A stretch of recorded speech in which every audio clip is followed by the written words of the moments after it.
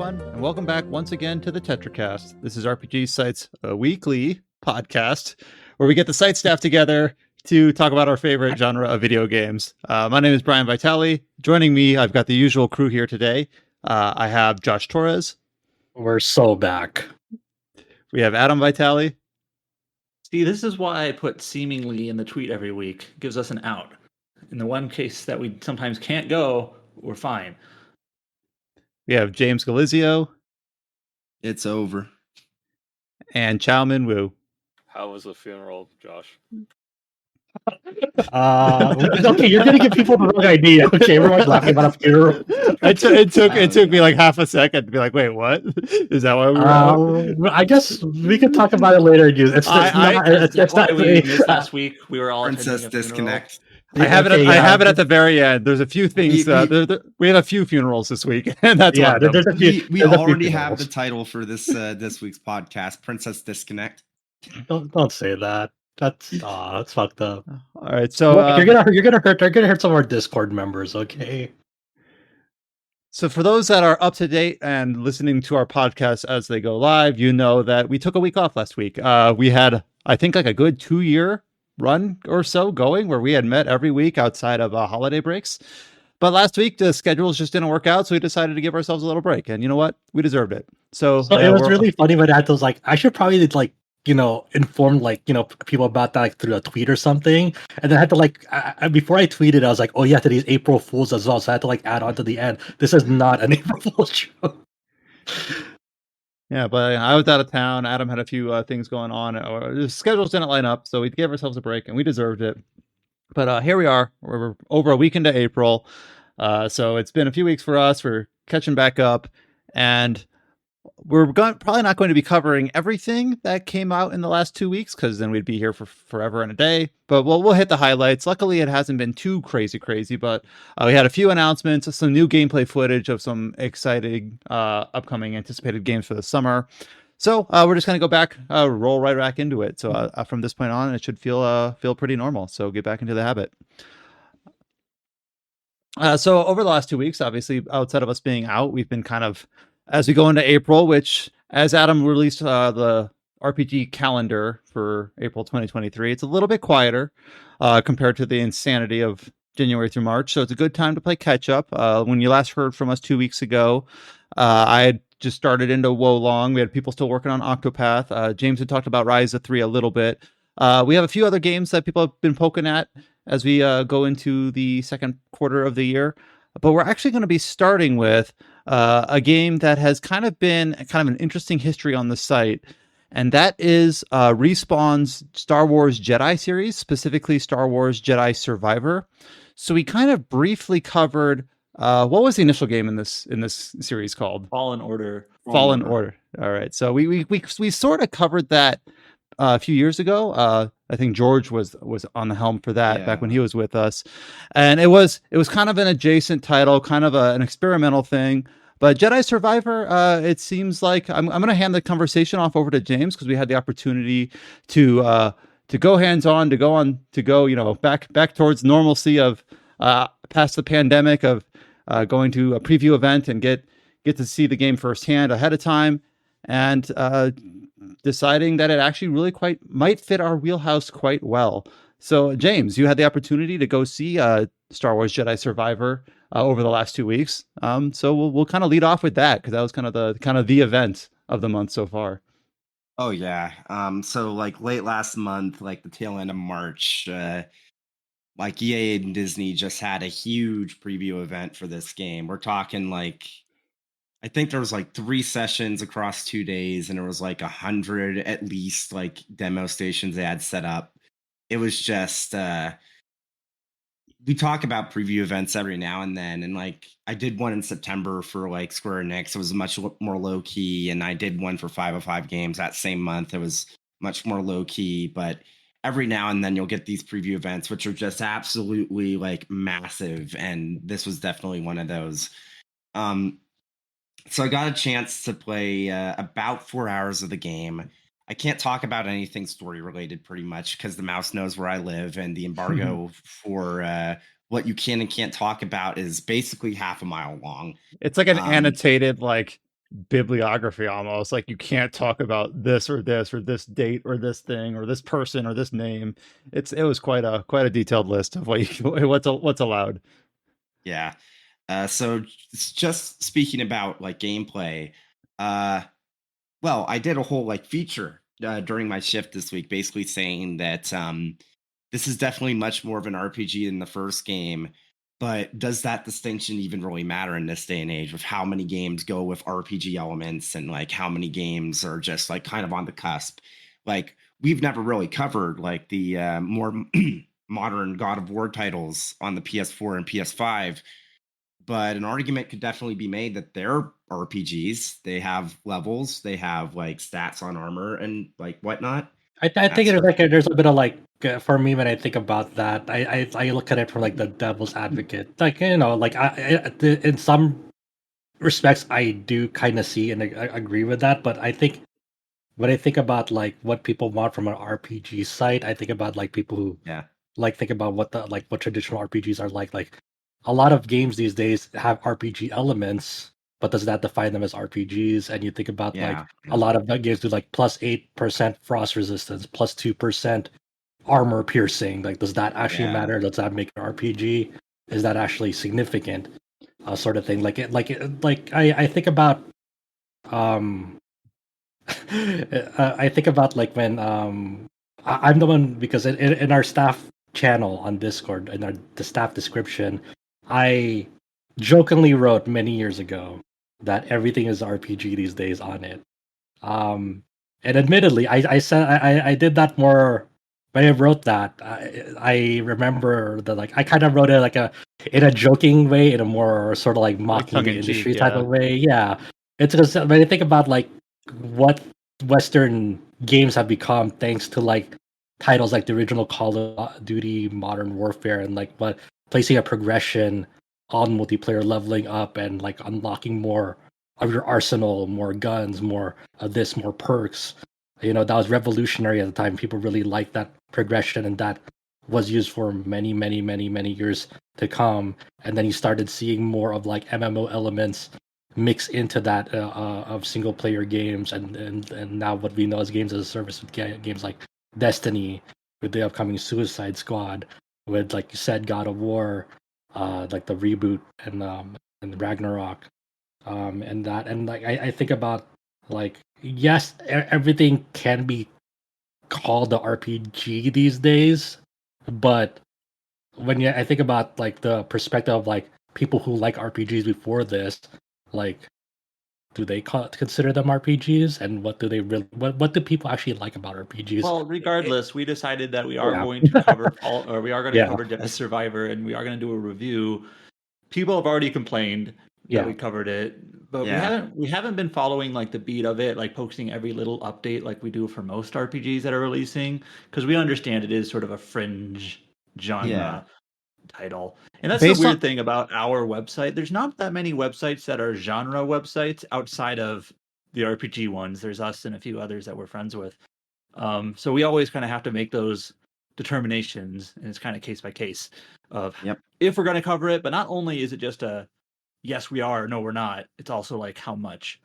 Yeah. So, and they just like say that like everything that like we cover on the site is always RPG, right? Like I'm fucking notorious for writing one-off reviews how for dare you things that are not cover RPGs. Paranorma Norma site? site and Centennial Case, and mean- all that shit, right? And like adventure games, the things that like maybe RPG fans would like to play. And I think about it from that angle, but they're not RPGs in any sense of the word at all. It's And all- based on the response to the tweet so one of James's features that he wrote up was about the this line continues to blur, and that's not new to anyone, but it seems like in general, and I'm painting with a broad brush here, there's like this threshold that has to be met where if a game dips its toes, and we saw this with the Assassin's Creed, the last 3 titles there, if they dip their toes into this, where they start having progression and, bars to fill and levels and numbers, it becomes like there's like a stigma. It's bloat. It's not needed. It's just grind. It's like in order for a game to be more to pass that threshold, it's really got to commit to being like, we are an RPG now, or in this instance, we are really trying to land in this space and hit this audience. And the game that I think of there is Like a Dragon, Yakuza Like a Dragon, which is like the strange English title for that. But then that game, it's hard to identify like where is that threshold? Like how many RPG systems do you have to incorporate where it goes from being superfluous bloat to being genuine? And that's going to be a different like value for everyone. But like Adam said, regardless of where you draw that line or whether you think it's bloat or what, but we're going to talk about Jedi Survivor. Right. Yeah. Yes. I don't know, because we want to, because no other reason than that. Like I said in my in both of my articles this last week, a part of it is, yeah, like even if it's not an RPG, if people don't think it's enough of an RPG or anything like that, I think the changes that Jedi Survivor has made definitely would appeal more likely to our audience, people that like RPGs. Like, just straight up, Jedi Survivor is a much larger game than Fallen Order. Like, just from its scope to what it does, it's like combat's been not retooled, but it's been expanded a great deal, because now you have like 5 different stances that you can have access to. From the get-go, you have pretty much all of Cal's abilities from Fallen Order, and then like it's like an expansion on those throughout the rest of the game. The levels, well, the worlds themselves are larger, more open. There's more side quests, like actual side quests with like named NPCs. One of the things I can talk about is that there's like a kind of hub now on this new planet of Kobo, where you can like find people to like build up this town and unlock shops and new side quests and all sorts of things. And you can like find and tame mounts and like use them to like access parts of the world that you couldn't before. There's like all sorts of little things that add up to and like increase the scope and all that sort of thing. So yeah, One there's last a thing lot I'll of. mention. Oh, go ahead. Go for it. No, I'm gonna go more to Jedi Survivor. So you go. So James is going to review this game when it comes out later this month, and this should be pretty obvious, but I'm going to say it anyways. When we review it, we're not necessarily saying, yes, we declare this to be an RPG. But we're going to review it from that sort of lens that like James is talking about, like how like these sorts of mechanics and progression systems and, you know, the exploration and environments and skills and things like that. So we'll have like a certain lens on it. But whether, you know, that's just whatever label you want to slap on the game, we can still offer an opinion on it, basically. Yeah, I think the one thing I just want to like, you know, obviously assure our audience always is like, we're always thinking about like what makes sense for the site. We're never like closing our ears to like what people are saying, what they think. You know, obviously we have our own desires too, but you know, we're always thinking about like, you know, what our audience wants as well. You know, what makes sense for the site. We're not like covering puzzle games or sports games. You know, I was gonna make a joke like, well, everything is an RPG these days except FIFA or whatever they call it now. They call it EA Sports FC or whatever it is. But nowadays, like Adam 2 weeks ago or 3 weeks ago was like, oh well, actually, those I know EA they have Sports Ultimate games. Team. Yeah, and then you see PGA Tour on Steam. It's like, that's not an RPG. You know, tag on it. Yeah, I was gonna say like there is a legitimate argument that like Ultimate Team is just straight up an RPG. So it's like It's a dark rabbit hole, but it is, you know, it does have those systems. But you know, like, but at the end of the day, like I said, I just want to let our audience know, hey, we're always thinking about, you know, what makes sense for the site from an RPG angle as well. So you know, we're not like making the shift that like, oh no, fuck RPGs. I say it jokingly, sometimes seriously, but mostly joking. And we're also not saying like we declare this as an RPG, and if you disagree, you're wrong. Like that to us, Yeah. I don't know if that even matters. But less meta commentary and more on the game itself. So James, tee this up for me. I have not played Fallen Order. I've heard both Fallen Order and Survivor very loosely, and I apologize for this, described as a Souls-like, or at least a game that takes some inspiration from it. So I recently just finished Wolong. Obviously, there's so many games that are kind of occupying this space now. Do you think that comparison is valid? Is it kind of that zone-based progression with a slight Metroidvania elements, or is it more open than that? Just kind of tee us up, like when you're able to go hands-on, just kind of how the gameplay flow worked out. It's definitely well, I remember when Fallen Order first came out, and even when I previewed it, I said this is shockingly like Sekiro, which also came out in 2019. Both of them did, so it's like obvious that they weren't directly like influenced by it, Inspired. or yeah. So it's definitely a bit of that DNA. I think more likely the main thing is that they are very much Metroidvanias. Like you Mhm. outright have like respawn staff saying, "Yeah, no, Metroid was an inspiration." Uh, Funnily enough, there's like one moment in the Jedi Survivor build that I played where you're taught how to wall jump, and it's a three little alien animals wall jumping, and you're following them, and it's like, that's pretty much just straight up a Super Metroid reference. Yeah, that's funny. I think So correct me if I'm wrong, if like because I watched the B-roll footage of Jedi Survivor and kind of been listening to what you've been saying and listening to what other content creators have been saying when they got hands-on on this build of the game too. But from like I've been slowly working through Jedi Fallen Order or replaying Jedi Fallen Order to kind of refresh my memory coming to the sequel. And in Jedi Fallen Order, a lot of it is very linear based. Like when you go to a new planet in Jedi Fallen Order, it's very narrow, very guided, and where you can go.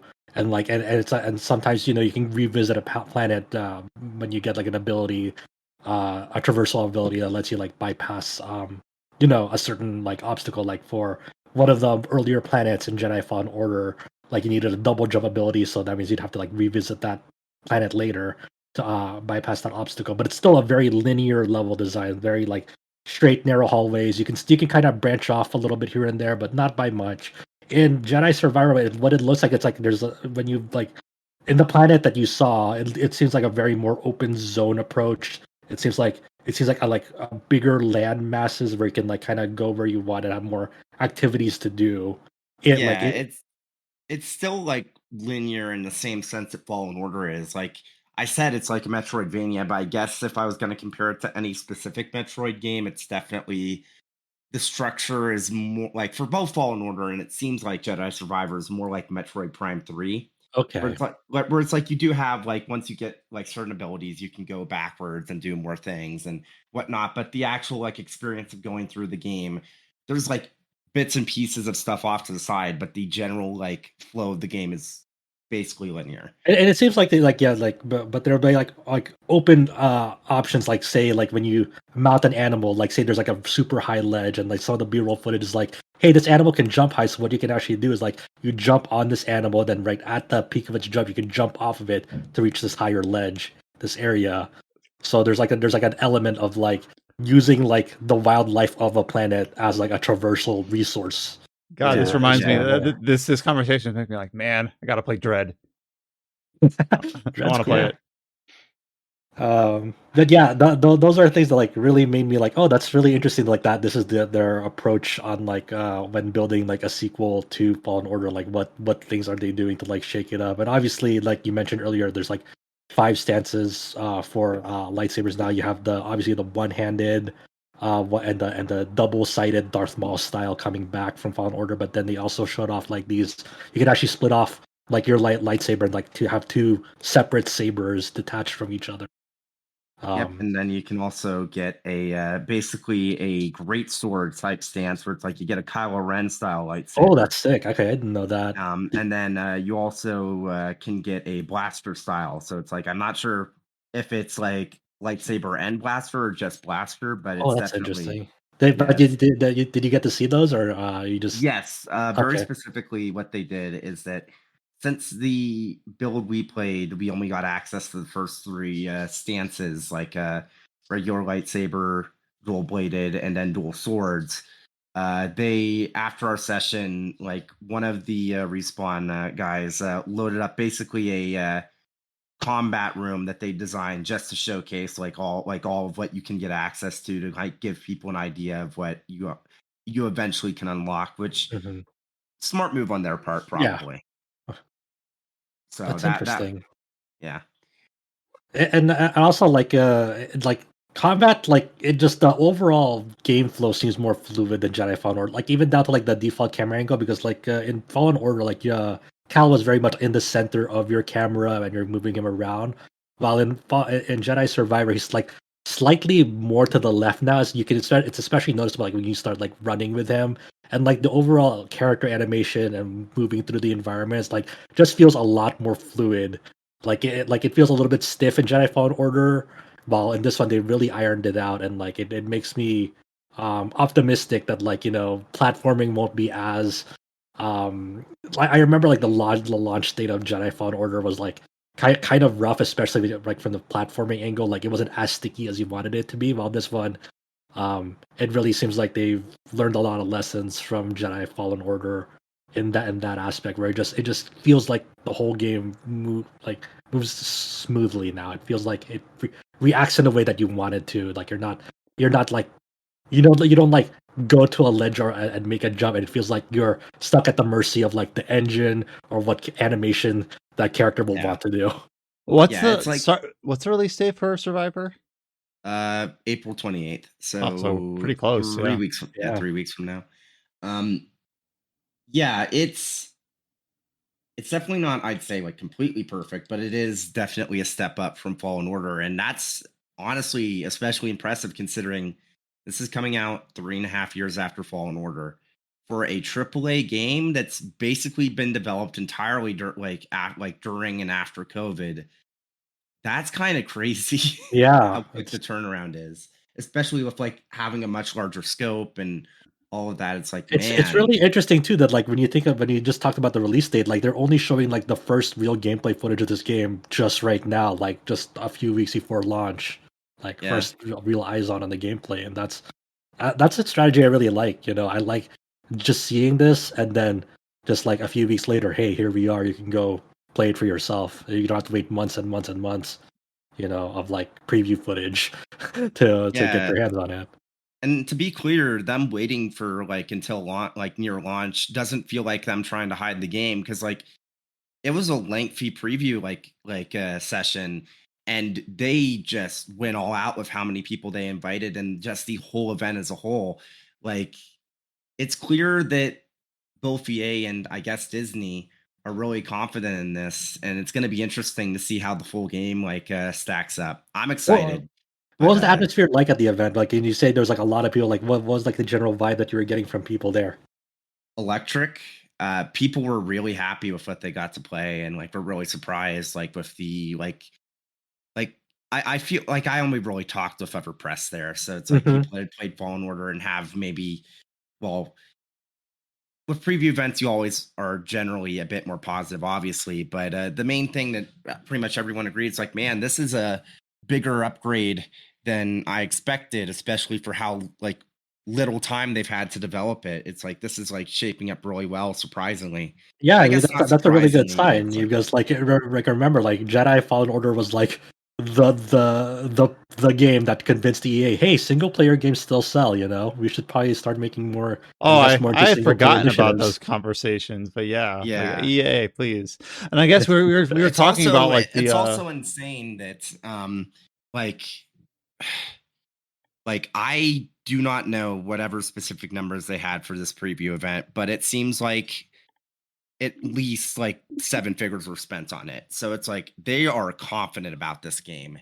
And it's like, wow. man, who like you always know that like Disney has a ton of money, and then you actually go to one of these events and it's like you see them having the full force of the company behind it. It's like kind of scary. It's like, well, oh, that's what I was gonna say. Like a lot of times with the US based companies, we don't work a lot with Activision, with EA, with Microsoft. So we don't get to see that too often. Though Microsoft, for the longest time, has kind of had that in the queue for a lot of their new RPG studios, but it hasn't come to fruition quite yet.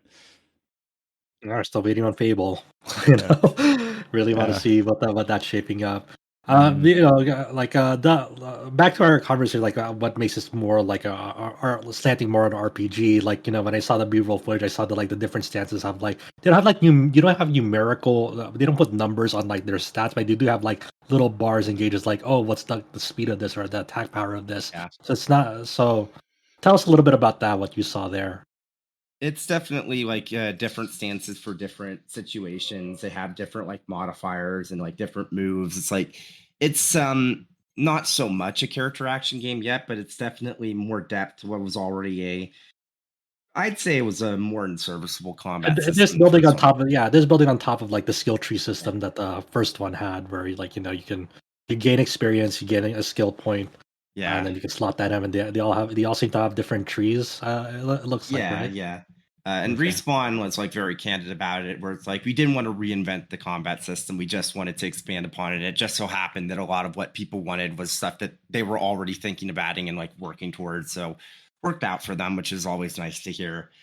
But one thing I did go over in my preview is that like there's a lot more stuff that you can find and unlock in the world. Like there's more customization options. You can find permanent health and force upgrades instead of just the like health canister things in the environment. Like customization, like they heard people complaining about like the ponchos loud and clear. There's like you can change Cal's hairstyle, including like its facial hair. You can change both like his like shirt, pants, and like boots like separately. I think pants and boots separately. Don't quote me on that. I had forgotten about the poncho stuff. Yeah, it's still like it's very very like obvious when you go back to like Fallen Order. It's like when you pick up a chest, it's like it's just like gonna be a cosmetic thing again for this poncho Yeah. or like the color of the robot or the color of the ship. Yeah, and like the customization for pretty much everything has been expanded. Like you can like fully customize BD now. Like even his parts, you can find different parts to make him look pretty much completely different. You can more like readily you can like mix and match parts of your lightsaber. There's like 5 or 6 different things you can swap out, and for every part you can change like the color on it and how much polish there is on that section of the lightsaber. That's silly. That's a little in depth, but okay. Yeah. I never knew that people like to customize like lightsabers like that until Fallen Order. Like when I saw that customization the first time Fallen Order, I'm like, do people really give a shit about like this? Like when customizing lightsabers, I didn't know that there's like a culture for it. I just thought lightsabers was like lightsabers, and then they slice through things really easily. Yeah, people love that. I mean, just lots more customization options, lots more like well anyways, the one thing I wanted to talk about is you can also unlock traits, and you have like 3 slots, and traits have different numbers of slots they'll take up, and they like can buff certain aspects of you. Like they can I'd have to like look over like I don't remember exactly the one I found buff, but it's like it actually buffs aspects of your like stats themselves. And they can do different things. So you can find those, and like I could see that there was at least 25 different traits you could find throughout the world, and like they're pretty much all optional. So it's like if the one main complaint people had from the first game was not enough customization, and as a result of that, it didn't feel like there was enough reason to explore. Well, you get permanent stat upgrades. You can find traits. You can find a much larger variety of customization options. There's actual side quests now with like it's a lot more. It's a lot more, and I think people are going to be happy with at least from what I've seen. I think people are going to be happy with the expanded scope of like the side activities and whatnot. Yeah, I'm looking forward to it. Like I think the Jedi Fallen Order was always meant to be like a good like establish the foundation first, even if it may be feeling it's a little slim. Like it's important to like get the base down and making sure, hey, do people like this and what do they think about this? And I think the reception to it was very very positive, and people were like, okay, you're onto something. After a lot of like string of like pretty disappointing Star Wars games up until that point, that yeah, it was very important for them to establish that. So now they can really go all out with the sequel and like really respond to the feedback that they got. I remember that. What was the Jedi series that had Star Killer? With like alternate Force universe. Unleashed. Yeah, because we had like Force Unleashed and Force Unleashed 2. And also, then that was not alternate universe when it came out. It was canon at the time. Oh, that's right. Yeah. My favorite Soul Calibur character, Star Killer. Yeah, but I forgot that was canon at the time. But because we had those 2 games in like the late PS3 era, and then it was kind of like mobile web browser stuff, which The is EA which Battlefront. Oh yeah, I guess that is true. Like EA Battlefront and then Jedi Survivor was like the return to quote unquote form for the IP in terms of ever since, Lucas Arts, like does that as an entity still exist? Like if you boot up this game, does the Lucas Arts logo show up, or is that no longer a thing? I don't think so, but granted, I didn't see I the think game. they're called boot up. Lucasfilm Games now. Because okay, so they would be like the publishing or the IP holder, and then Respawn, of course, being the developer. Yeah, the Wikipedia calls them the licensor. So they basically are making kind of like the decision, like who gets to make our games. So Gotcha. And without going into details about the story, I guess vaguely I can say that, well, you've been playing through Fallen Order, Josh. The Mhm. story is fine, but it definitely feels like something that would be like canon, but not necessarily like groundbreaking. It doesn't really change anything about the Star Wars universe. It's a very safe story that like you can like kind of put off to the side. Like, yeah, you can slot it in somewhere in the Star Wars canon if you want, but it's not like you said, it's not like shaking up anything like that's already established. I will say, without like again talking about what exactly the story is, the impression that pretty much everyone at the preview event got from Jedi Survivor is that is definitely not the case this time. That's They've been exciting. given the the keys to the kingdom, so to speak, and Huh. it'll be interesting to see how people feel about I that. I think the one thing they really need to establish is like Cal still doesn't really feel like a real character by the end of Fallen Order. I mean, I like people like I hope they really do something like major with him in this They one. Yeah, they Well, like even like, and again, what I played was near the beginning of the game. They've definitely set up something with Cal that I think is going to be interesting, like to see how it goes throughout the rest of the game. And yeah, again, I am like tiptoeing about like talking about this stuff because I can't say yeah, anything yeah. specific, but it's as People, someone that felt the same, where it's like this is fine, but it feels kind of milk toast. yeah. This does feel like they have been given the opportunity to really flesh out stuff, and I am excited for that. Yeah, thankfully people won't have to like wait long. It's only just a few weeks till end of the month, and yeah, we'll all be playing it. Like I'm definitely gonna get this at launch, and can't wait to see what I Yep. think. I'll play Metroid Dread, and then I'll be ready for Fallen Survivor or whatever There this you is go. called. Fallen. You Fallen can tell how much you can tell how much Fallen I Survivor. like. Survivor Order. I'll just say Disney era Star Wars has not quite latched onto me yet, but I maybe. kind of stopped carrying the franchise after the Last Jedi. I'm one of those guys. Yeah, well, maybe like I'm guessing Fallen Order. God damn it! I'm guessing it goes on pretty deep discounts on Steam pretty regularly. Oh So yeah, oh yeah. Like the I'll last one was like $8 to $9. Like they'll yeah. say So that. at that point, I'll be like, it's $40 right now, but all right. But at that point, I'll be like, all right. At some point, I'll give it a chance and see how I feel about it because. I think it's still on Game Pass if you have I Game Pass. think yeah. I feel like Fallen Order and I assume Survivors. Like I feel like it's so far away from like Star Wars canon that like you're fine. Like not even not knowing much about Star Wars. Like Mhm. like in general, very popular pop culture knowledge. Like what the Force is, what Jedi are, and what a lightsaber is. That's pretty much all you kind of really need to know going in.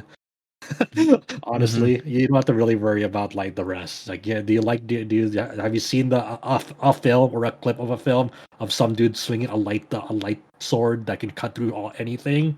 Then yeah, you probably know enough. You don't need to have like some l- love or obsession for the Star Wars fandom or series or anything like that to like appreciate just a solid game. So obviously, as we kind of covered in our little meta commentary earlier in the podcast, we will be covering Jedi Survivor when it releases later in the month. But kind of cool to see the preview event and kind of sort of see some things rounding back into form as we get out of this strangeness of 2020, 2021, and 2022. The second game that we have on the list here is one that I'm not sure we've been covering on the site, and that is GrimGrimoire. Which we haven't really covered it because once again, it's not really RPG either. yeah, I don't know. well, It yeah. feels more RPG to me than more of other games. It's a real-time strategy game. So is this the remaster of the of like a 2007 title, or is this something different? This is there's a re-release of it's a remaster of a PS2 Vanillaware PS2 title. This is GrimGrimoire OnceMore. Yeah. This is this is originally released on the PS2, like you said, was it 2005? I forgot already. It's 2007. 2007? Okay. Yeah. Good year. This was a really unique title at the time for the PS2. This was a 2D real-time strategy game that was only on console. And it was made by Vanillaware. It was very, very out of nowhere for them at the time. It's like when you're thinking about like that era of Vanillaware, you knew them from Odin Sphere and you knew them from one other title I can't remember off the top of Princess my head. Crown.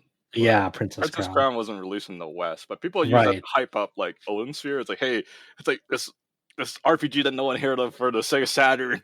It's like it's a developer in this game. If you look at it, it's like, wow, this had very awesome 2D art, and you know. And yeah, but then for when you got to the Vanillaware, gameplay, but when you got to the gameplay of the original, it's like very, very hit or miss for people, and especially with the performance issues. But yeah, GrimGrimoire was a very unique thing at the time. I remember like I played this, at the original release, and I was thinking, wow, this is really cool, but it feels too cramped on a 4x3 screen on like a small ass TV. Like the concept seems really cool, but man, I wish I had more screen space to work with. And here we are, how many years later, like with a re-release that really makes use of the 16:9 aspect ratio, full HD. So GrimGrimoire is about this young aspiring magician, Lilith Blan, yeah. And she attends this like sort of like magic academy because she wants to learn, how to become a sorceress, essentially. So and then you kind of it's a very simple story about like she gets to meet like a wide variety of characters. Most of them are like kind of instructors. Are you sure you're not talking about Harry Potter? I'm kind of sidestepping that is a little bit like that, but but there's really fun names to it. Like you have like names like Margarita Surprise and Martino Valentine, and just very, very like nice names. I don't know if this had voice acting back then, but I think this one, the voice acting is new in this. It had voice acting in the original. Did it? The problem with the original in the voice acting is that they didn't fix the lip flaps if you switch to Japanese audio, so it only matches the English audio. Oh my god! Like I was trying to remember, I was like, did it even have audio? Yeah, I remember okay. that bugged me, and I just stopped playing the game because I was That's like funny. a super weeb back in the day. And I set it to Japanese I mean, audio, nothing ever changed, so and you're like, wait, the lips don't match. Okay, I'm done. I can't play. Yeah, but I mean, this one, like it doesn't really change. Like this re-release doesn't change as much as like say Odin Sphere, Lathrus Sphere. Like it doesn't like remake the gameplay. This is just like kind of giving you more like quality of life convenience. Obviously, with the better aspect ratio, you can customize cursor speed. You can there's like button maps on like like selecting all units or selecting specific units, and then like a turbo function with like making it fast forward at different speeds as like things are getting constructed. Because in this game, like Chow said, is a real-time strategy game. So this game is really all about unit management and gathering resources to build up your army. So like the basic gameplay is there are these like magical circles that you can utilize to build new units from. But in order to get units, you kind of need like this crystal resource. So you have like these certain like worker units, build worker units to go gather these crystal resources like from specific points in the map. So they need to like open up a gateway, and then they'll automatically once you instruct them, they'll automatically be on a loop to like, hey, let's go gather this resource. And they travel to it. They travel back to your like magical circle, and like you'll be accruing, more and more of these crystal resources. And then once you get enough, you can like level up this magical circle, which allows you to construct like more complex units. So like the very, very first things are like you have like these elves, worker elves that like you can instruct them to go back and forth between like these nodes that have crystals or gateways that like lead to crystals, and then they go back and forth. You crew enough to like level up your magical circle, and now at level 2 you can now construct like fairy units that have arrows, and then they around they aren't bound by like the platforming on the map. They don't have to like manually go up and down. They can just like fly up and down um like freely because they have wings. So they're very good at like traversing the map very quickly. They're kind of squishy, but yeah, they're kind of jack of all trades, so to speak.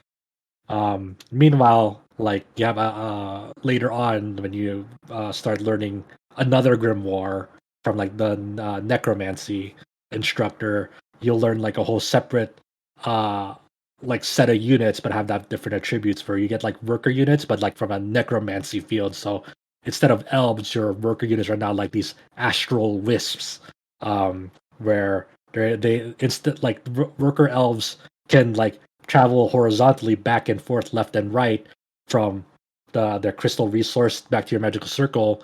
But since these astral wisps are like freely floating around, they are more easily able to like gather things up and down vertically.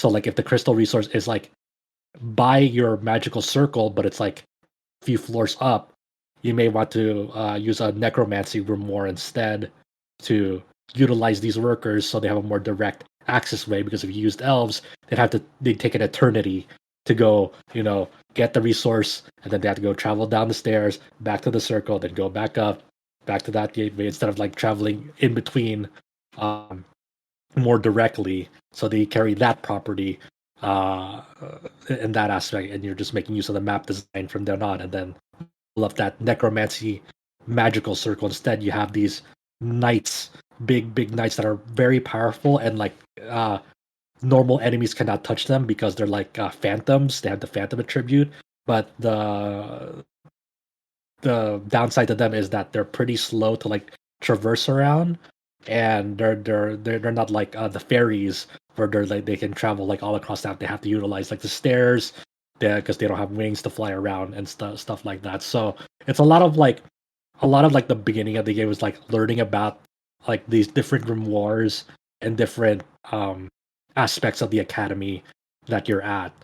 Now, And I'll their admit that attributes. it's somewhat tricky to follow this without a visual aid. Right. But from what you're saying, it definitely sounds like a real-time strategy game where you have to consider the pathfinding of your Yeah. units and how they go from point A to point B. Yeah.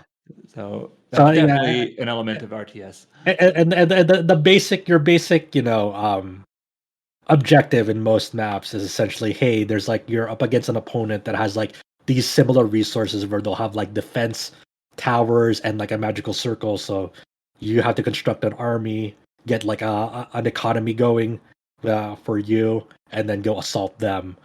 And yeah, while defending like fending off any attacks that you may get from them. So it's a very basic RTS in that aspect, but like kind of the lore behind it, and like the of course the Vanillaware flavor and all, like seeing all of this stuff like in HD is great. It's like it's really funny because like when you think about Vanillaware, when you think about like when you make progression on their games, like the reward you get like in GrimGrimoire, for example, when you like complete a stage, like here's a brand new artwork. Like it's not new artwork for the game, but it's like here's a new artwork that you unlocked in the game. It's like, yeah, this looks like a Vanillaware illustration. It looks gorgeous and beautiful, especially in like much higher resolution now.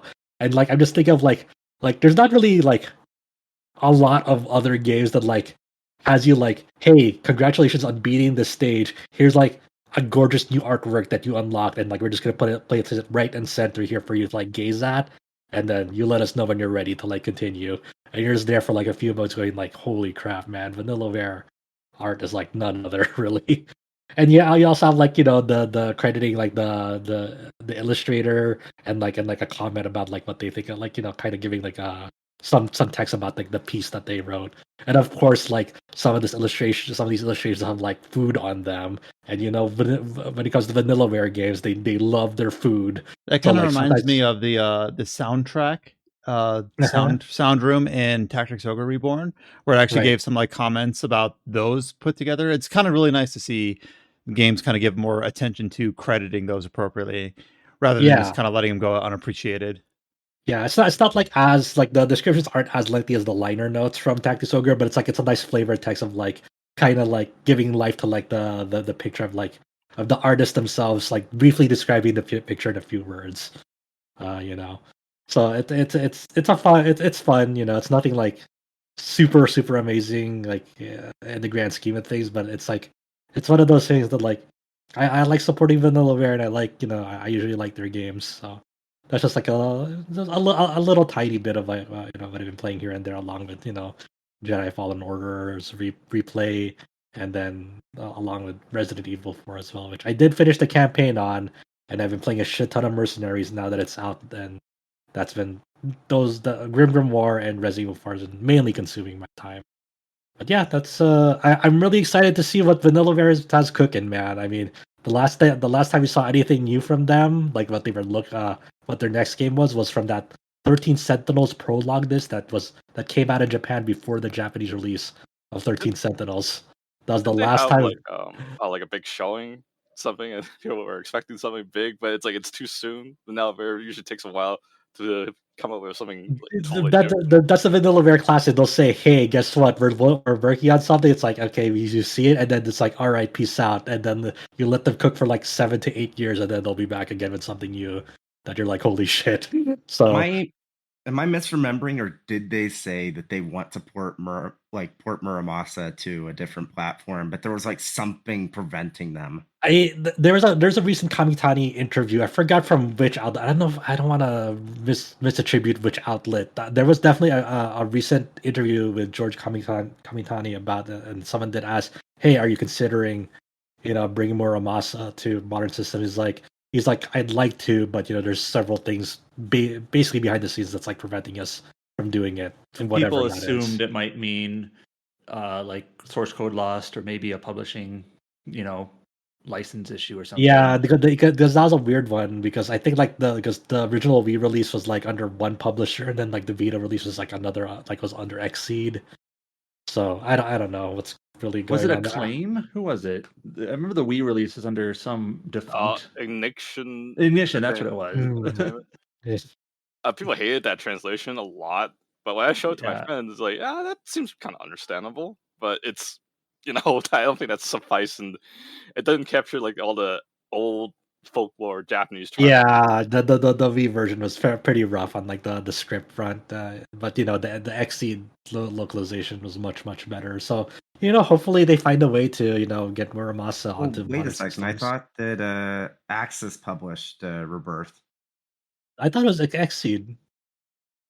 I'm It's Axis. It should be. Oh, was it Access? Oh, my bad. I thought it was Xseed for some reason. Weird. No, I think that Xseed actually published the Wii version. Oh my god, this is so confusing. Yeah, it was okay. Like no, it was Ignition. I can understand why you were confused though, because Marvelous is the publisher for both the Wii and the Vita version. Okay, which means, yeah, definitely. Okay, that's okay. Just that makes just sense make sure now. to give them credit. It looks like that statement was made to a Nintendo website, Nintendo Ros, based in Spain. Oh, okay, thank you. Yeah, Mhm. I wonder if it might be a case of, if they want to port it, they might want to get it on Switch, and maybe the Rebirth content, there might be something where it's like that was like a major game they showcased at like one of the Vita's like original like announcement conferences. I wonder if they signed something that said that it has to stay like PlayStation exclusive. I wonder. Yeah, I don't know, but slowly but surely, right? I mean, the Vanillaware sure does have an interest to bring more modern releases of their older titles. We're getting there. We're starting with Odin Sphere, now the GrimGrimoire. So baby steps. In the next 50 years, surely by then. So GrimGrimoire OnceMore just recently released in the West for PlayStation 4 and Nintendo Switch. I believe it's just those two, not PC. Yeah, it's Okay. only those two. I wish it got a PC release, but first like with the Odin Sphere, it never got a PC release. Right. You So know that- what's kind of funny though? I was just gonna say when you mentioned Xseed just like a while ago, they did have one game that they asked Xseed to localize for them, but their hands got full and they just canceled the whole thing. Do you remember Grand Knight Wasn't History? Grand Knight's History, right? yeah, and that was right Cool. around the time they were having issues because of troubles with sky bombing. So makes sense. Yeah, I would like to see. I wonder if that's ever on the table again to like get that game a re-release, because Grand Knight's History is it's a pretty interesting game. I don't know how well like you can retain certain elements of it, because like there's a certain online element that was like pretty like it kind of defined its identity to some extent with its online interactions. There was like a full successor. I forgot what it was called, like Grand Kingdom or something. Yeah, Now one of that- their Deus Ex wasn't- left. it was like a develop that. somewhat spiritual. It wasn't by Vanillaware. Yeah, Yeah, it was done by XDev. I remember I played that, and it was really weird in the sense that the like gameplay setup was almost like a board game. Yeah, so like the whole campaign to it was like kind of almost prepping you for the online part, because the online part of it when it was active was fascinating. Like Grand Kingdom, like Yeah. like active online was like it's like some of the most interesting like online interactions that you'll have, because it is like sort of like a board game mixed with like a side scroller RPG. In some aspects. I just want to say that like some of the games that came out around that time for RPGs, it feels like a bit of a fever dream thinking about them. Ah. It's like, anyone remember Natural Doctrine? Oh yeah, oh I yeah. did it. I gave it a 5.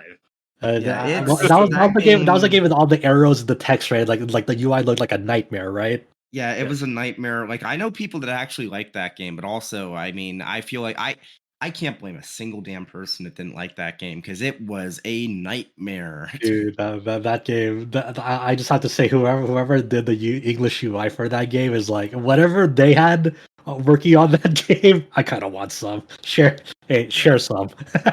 Because that was, I don't know, like I imagine like when you think about like UI design classes, it's like they kind of like put up a screenshot of like Fun fact. of Fun Metro fact. Dog, like don't do this.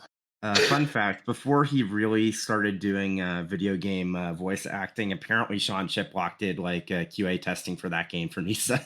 That's awesome. The only reason I know that is a few anime expos ago. He wasn't actually there for the show. He was just had a pass to go in for a panel, and Mhm. he saw that there was like that Nisa had like PS4 copies of Natural Doctrine. They were selling for like $15-20, and he just asked, "Hey, can you buy a copy for me?" And he explained why he wanted one, whatnot. That's funny. Well, he does speed runs for Cold Steel games apparently. So Yeah. he's quite the pro gamer himself. Yeah, and he plays like tons of dungeon RPGs, so it's like he has the brainworms to understand Natural Doctrine. So. He played Dragalia Lost with me at Anime Expo when that game was still alive, and he freely told me he like spent like $600 on the New Year's banner that year. Oof. I'm like, cool. God. I remember your favorite message, Josh. You think that game was gonna last longer than Princess Connect? Oh, in Discord. see? What Yeah, has on the proof of it? Discord. Yeah, it was yeah, the things like I definitely cannot take back now. Reminds me of my confidence in Marvel Avengers. I thought that game was too big to fail. Well, was Dragalia Lost? Was that before or after Fire Emblem Heroes? It was after, right? It It's was after, yeah. Yeah. Okay. I mean, Dragalia Lost lasted a decent time as Mm. far as mobile games go. It just, yeah.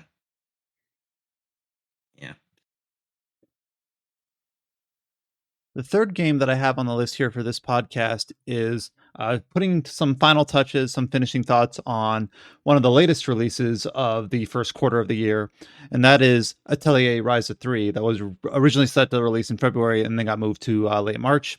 So 2 weeks ago, James was able to give some in-progress thoughts on his time with Atelier Ryza 3, but now that it sounds like you've had a chance to finish the game, and even though you're not covering it in respect for the site in terms of a review, we figured Ryza 3 for those that have been eager or interested in potentially starting or continuing the Ryza series.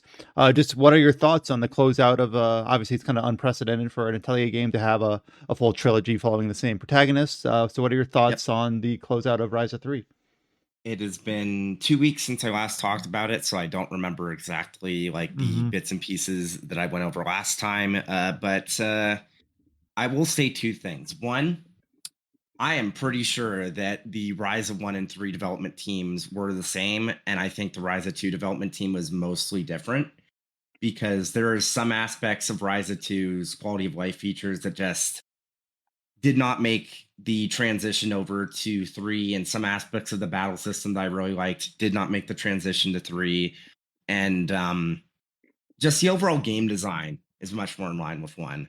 And not that that's a bad thing, but as someone that very much did prefer Ryza 2 over Ryza 1, it's a bit disappointing. So it makes me wonder, like, who, like, and this is the thing that sucks, is that like the Atelier series is so much more niche that you can't exactly find the credits easily.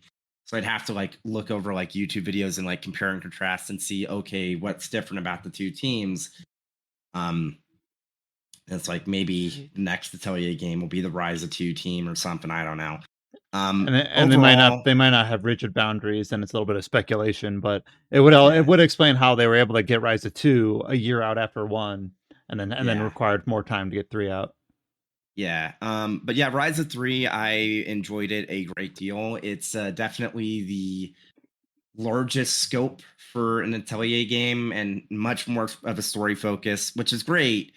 But it also kind of sucks that Ryza 3's translation is bad. Like when I was playing it before, I said, "Oh, it's a bit rough. There's issues. It's like not. It could be better." But now that I finished it and I've like really kind of absorbed it, it's like this translation. It needs a few patches. It is. Oh boy. Does it follow the same cadence as you mentioned with like the gameplay? Like, how does it compare to the localization translation of 1 and 2? One's was also fairly dry, but was all right. Two's, I'd say, was a better translation than 1. But like just to be blunt, I mean, Koei Tecmo has never been excellent at localizations, with a few exceptions. And like as I like said elsewhere, I'm not too surprised that Ryza 3 turned out this way because it was the first real simultaneous launch for Gust. And combine that with the fact this has way more text than previous Atelier games, I can see how they would run into that issue. It was like just a perfect storm, or like the opposite of a perfect storm, if you will. So An imperfect storm. yeah, it's Sorry, I'm eating a snack. yeah, it's a shame. Like people have like pointed out like on Twitter and whatnot, like specific examples of the localization having issues, and it's like I'm not gonna like bring them up here. It's just like it's a shame. Like if I'm gonna ever replay Ryza 3, I will definitely play it in Japanese because I mean I have like I'm in a position where that would make more sense for me. But it Koei Tecmo needs to patch this up. Like And just I saw you posting some of the images of the localization on your Twitter, and it's not necessarily that it's just like a wrong like translation of the Japanese. It's just the way that it's translated is just like the characters did not sound like it's very natural, like something you would actually say in English. It sounds very robotic or very the cadence of the sentences and the framing of the sentences is just like completely sounds like not human.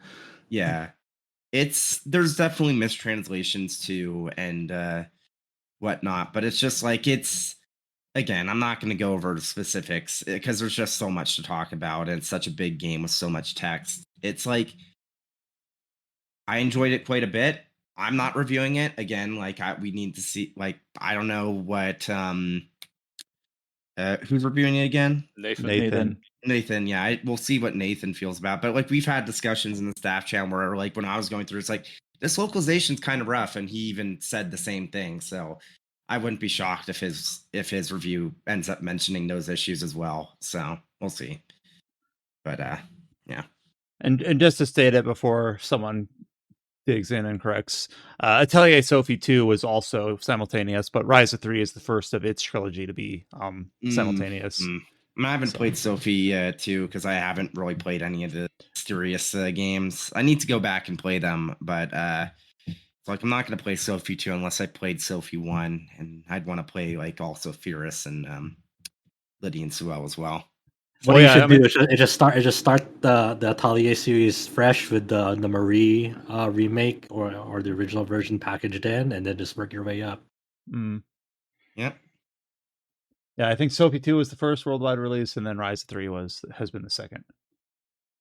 Yeah. But yeah, so we don't really know. Like Nathan's been pretty quiet on our end about what his thoughts are on the game. I think he was struggling a little bit with the battle system in terms of like having to grind a bit, but obviously he'll get his full thoughts written up, and we'll see what he thinks on the site. But we've at least been able to get some hands-on with Ryza 3 from someone who's really enjoyed the first and especially the second game, and it placed really highly on some of our previous end of year listings. So Ryza 3 sounds like it carries a lot of the same strengths, but just comes a bit short in some areas in a disappointing way in terms of its localization and some quality of life features that are missing from the second game.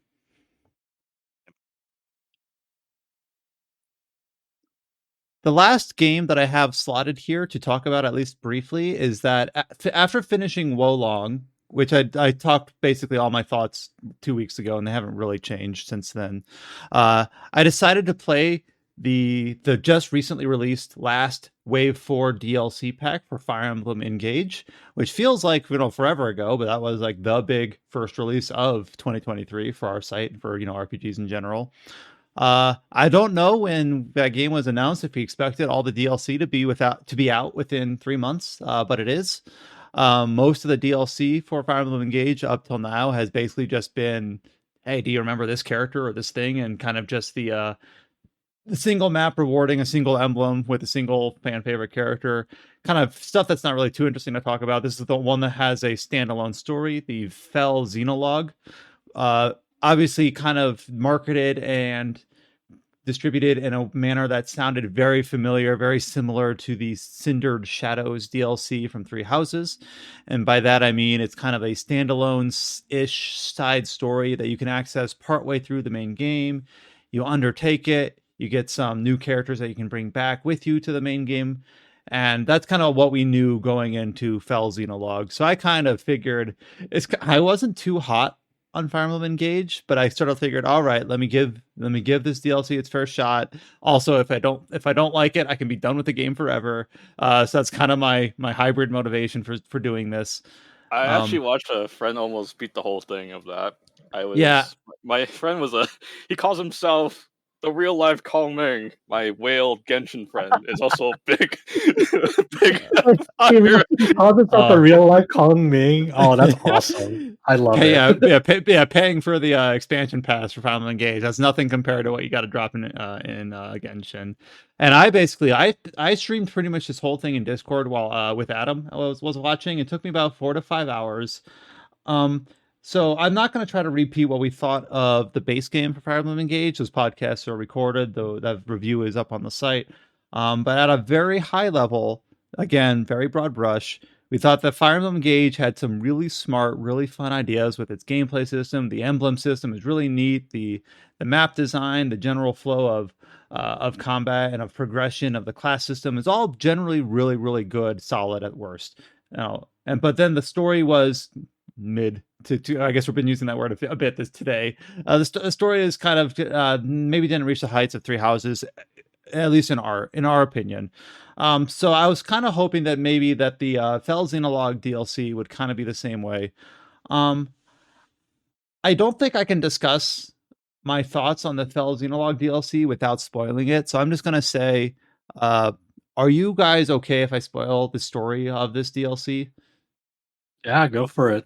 All right, I don't care. I'm not going to Engage for story, like yeah, I don't think about Engage like, I hope no one spoils the story of Engage. I'm just being careful because certain people are really passionate about it. So go ahead and warning. Yeah, if you're listening to this and you're super eager about the story of Xenologue DLC, just skip to the next timestamp. All right, so in this DLC, and some of this is in the marketing. Alir is transported to like an alternate version of Elos or Elos, whatever it's called, where the divine dragon had perished and the world had basically fallen into disarray. And It's an all of the, isekai. I mean, it's kind of because it's from one version of the world to another version of the same world, where basically this. It's more almost like Chrono Cross, to be honest. Okay. Where Alir existed in this other world, their counterpart, and it's the opposite gender or whatever you picked for your main protagonist. But they're basically been defeated. They ruled for a short time and are no longer around. And you get summoned basically, and this world's gone to shit, and you got to basically save those that the alternate version of you cared about. And it's kind of like all the characters are familiar, but they have like opposite personalities. Like Brodia, which is like the kingdom of Diamat, and whatever that archer named Alchemist. Instead of being like the militant nation, they're like really passive. Firene is, instead of being like very regal and noble, they're kind of brash and they're like instigators, things like that. So it's kind of like alternate reality. And you're introduced to these two dragon characters named Nell and Nil. They're twins, so they give a lot of the what are the twin dragons named in Fire Emblem for GBA? Nils and Ninian. Nils and Ninian. Nil and Yeah. Million. So it's very similar to that, where one of them, Nell, is very like capable, very headstrong, very just capable in general, and then Nil is very like meek and timid, but they basically want your help to help right the wrongs of this place, etc., etc. It's 6 chapters long. And I'm going to talk about story, and then I'm going to talk about gameplay. And this is just a DLC, so I won't go too in detail. Very brief. The story is basically you go through like a world tour again through the different worlds, and you encounter all the different counterparts of the nobles. So Alfred and Celine and Tamara and all the rest, and they all have slightly different personalities, and you end up having to kind of defeat them, and you eventually learn that they're basically corrupted, that they don't actually have their own mental faculties anymore.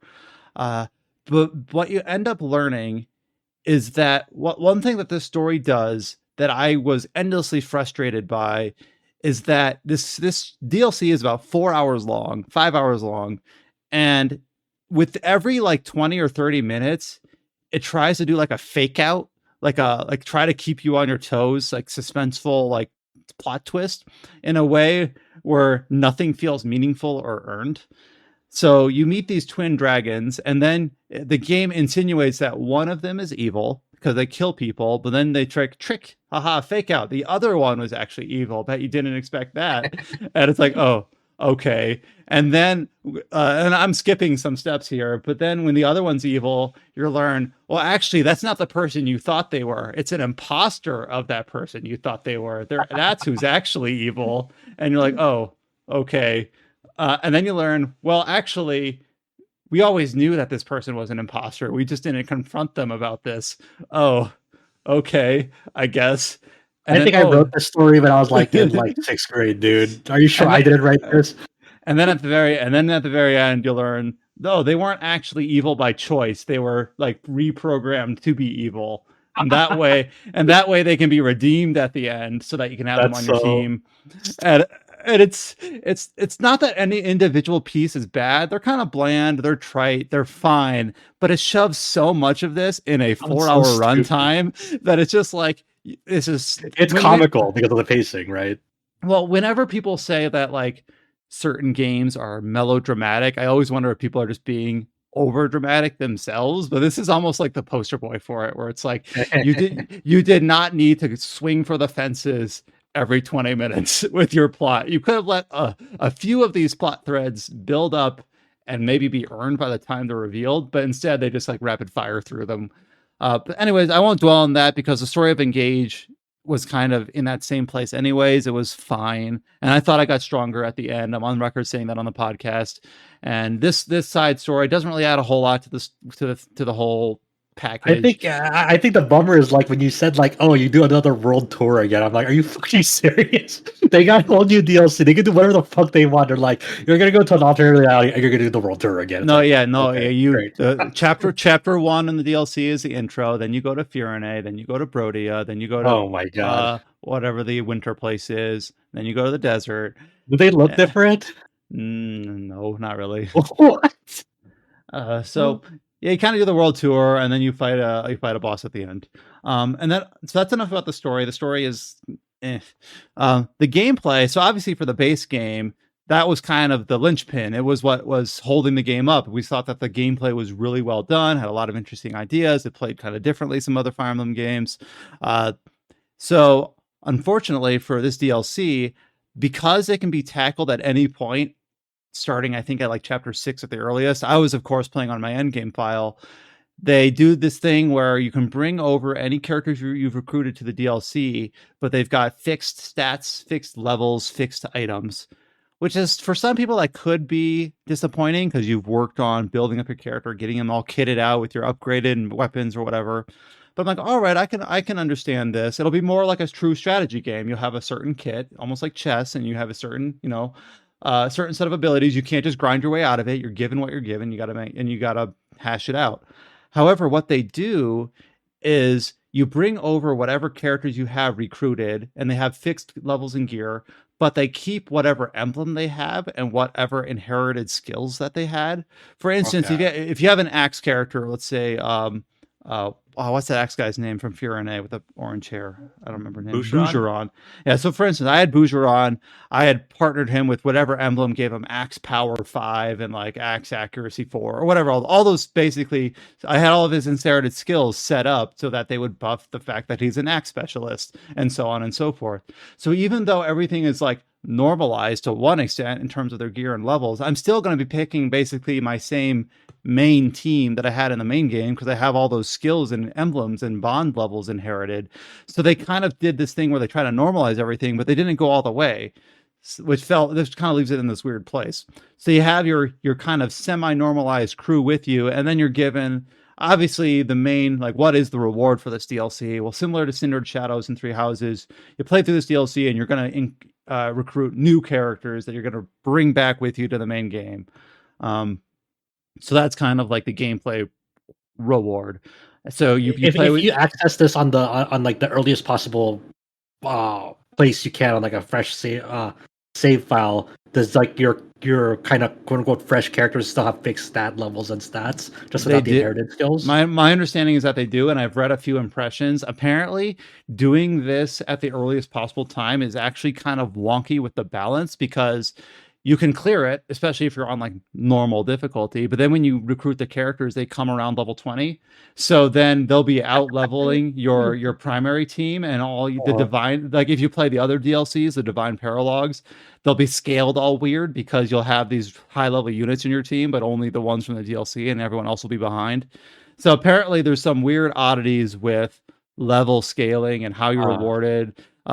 For me, I didn't really run into that because I'm doing that on an end game file. But the fact that you can do this or as early as chapter 3 is just strange. Maybe strange is judgmental, but it's hard to balance what you're rewarded and how they're scaled relative to your it's more like they didn't like it's like a kind of way that they didn't consider that possibility almost. Like it's like it almost feels like an oversight, you'd say. Mm-hmm. Well, an oversight or maybe just like an undersight. Like, hey, if you do this as early as possible, we're going to give you the units that you get from this DLC at level 20 or so. It's like, oh, that's good. They're higher level. They're powerful units and they're kind of unique classes. That could be good. But then if you go into the Divine Paralogs and all your units are behind, those Divine Paralogs, the DLC maps are going to be scaled to your highest level unit, and you'll have a hard time, et cetera, et cetera. So I'm sure people are still trying to like the fan base is trying to smith like when is the optimal time to do this. I imagine that's definitely they're gonna figure out the highest efficiency of balancing getting the extra units versus making sure that it doesn't mess up the balance and things like that. One thing that is a bit strange for this compared to Cindered Shadows, in Cindered Shadows, once you cleared it once, you kind of had credit for it every time forward. If you played that game multiple times, you would still have access to those DLC characters. However, my understanding is, after reading some impressions of this one, the Xenologue, you have to do it on every single playthrough in order to get those characters, which I don't know if that's a big deal. It seems like certain people that have played this game several times feel that it's very much a chore. So I can kind of see it. It works differently from Cindered Shadows, and it doesn't seem to really have any good reason to. So there's that. If you're the sort of person that's played Engage several times and you want to use these new 5 characters on your playthroughs, then you got to do the DLC every time. As for the gameplay balance of the DLC, you choose the DLC difficulty normal, hard, or maddening, independent of your main game, and it's default set to casual mode in terms of enemies or units that you lose will respawn at the end of the level. So I kind of played on normal. I played the base game on hard, but I played this on normal just because I honestly just kind of wanted to breeze through it. And the first 4 chapters of this DLC were a breeze. I probably cleared them in like an hour and a half, very easy. Chapter 5 and 6 are designed in a way that is very strange and in many ways frustrating. And I kind of enjoy Fire Emblem levels that kind of shift what the expectation is, what the map goal is, how the mechanics work. But this almost did it to an extent where I don't know where the line is, but they crossed the line from being different to being frustrating. So in Chapter 5 of the DLC, your main protagonist, Atelier, is completely knocked out of the picture. Like they're basically a sitting duck on the map. They can't act, they can't defend. You have to just keep them healed and topped off. And one of your units is separated from the rest and they get immediately swarmed and you have to like race to them to heal them. And you might say like, well, that just sounds like a different sort of challenge. On paper, that sounds fine, but the balance of it on normal mode, it was like a huge difficulty spike, which it took me a bit to like acclimate to that. And I had to like really micromanage to an extent that I wasn't really expecting on normal mode. Like, okay, this is kind of different. Like the difficulty curve here is not very smooth. It's like climbing up a cliff.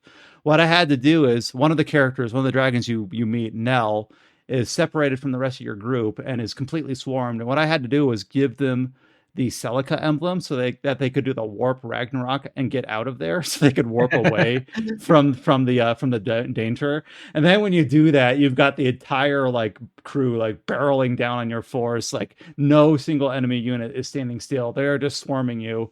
And it felt like it was appropriately balanced, only under the consideration that you're playing in effectively casual mode, where if a unit dies, you're okay.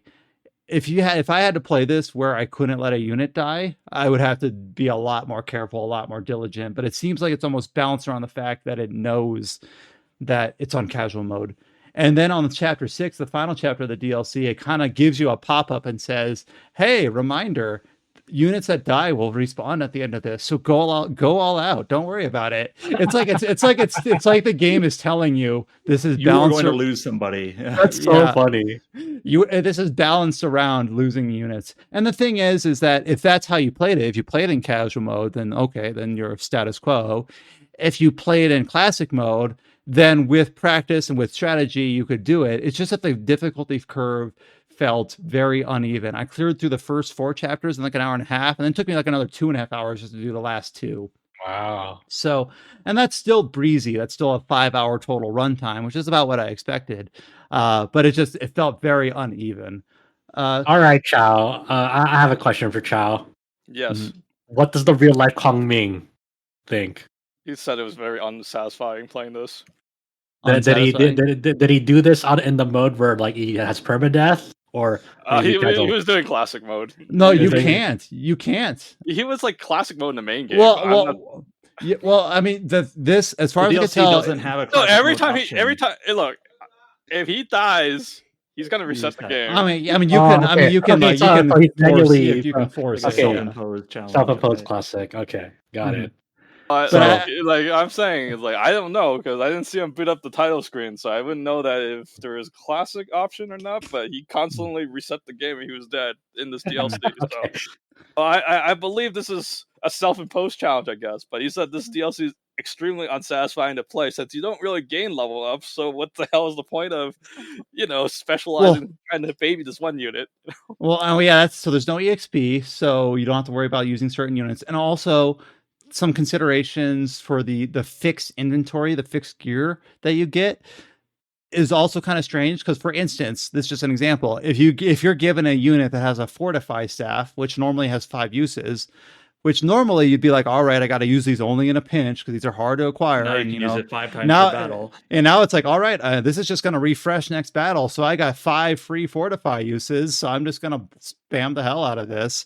And then also like some of these maps in the DLC, enemies will drop weapons or chests will drop items, but it almost feels pointless because if you in chapter 2 of the DLC pick up a rescue staff or whatever it is, it doesn't matter because you're going to lose it by chapter 3 because it resets the items. It just Oh, seems kind of wow. in Okay. some ways it just seems, I don't know if it's good or bad. It's just strange. It's like, all right, now I got these, like, use as many fortifies as you want. Don't bother looking It's for kind of just like chests. it almost feels like it's just like kind of it gives you the feeling of like, oh, just use whatever you find out on the battlefield. You're just like scraping by or something, you know? Yeah, and I will say that in the final chapter of this game, the final chapter of the DLC has a very interesting mechanic that is frustrating, but once you learn it, it's not so bad. But it has a lot of enemy units that will drop like the S tier weapons, and it reminded me. The first Fire Emblem game I played was the first English officially localized one, Fire Emblem for the GBA, Blazing Sword or Blazing Blade, whatever it's called now. And in the final chapter of that game, you fight like 8 bosses, and each of them drop the like the S level weapons, and you gotta like hand it over to the character that can actually use it to help fight the dragon at the end. And I kind of got the same feeling here, where you basically fight corrupted versions of the lords, and you fight like corrupted Tamara, and she drops like the S level lance, I believe, and you give that to your lance user, and haha, now I can finally use this on the boss in this level only because it doesn't matter after that. So it kind of felt a little bit of vibes like that, but only on the fringe. Otherwise, it felt very strange. Like, I'm not even going to bother looking for the chest. Oh no, a thief stole this item from this chest. I'm not going to bother racing to them because it doesn't matter. Right. So and oh, like I'm gonna use my fortify staff to heal up all my units, even though only 2 people are weak, because it doesn't matter at this point. So that kind of summarizes my thoughts on the DLC. It's not the story. I always kind of hesitate. I don't want to just say it's bad because that sounds very dogmatic, but the story was underwhelming and very cliche driven, and the gameplay was just odd and not satisfying. It's kind of a good way to phrase it, like Chow said. Um, I'm kind of glad that just to have it done, just be like, all right, I experienced it. I never have to touch it again. And when that's your motivation for feeling like, oh, I finished this game, thank goodness I don't have to touch it again, you kind of know that you didn't. You have a win around your hands. Yeah, Very- you weren't too highly on it. So my personal final thoughts on Engage is that I thought I really do like the emblem system. It has a lot of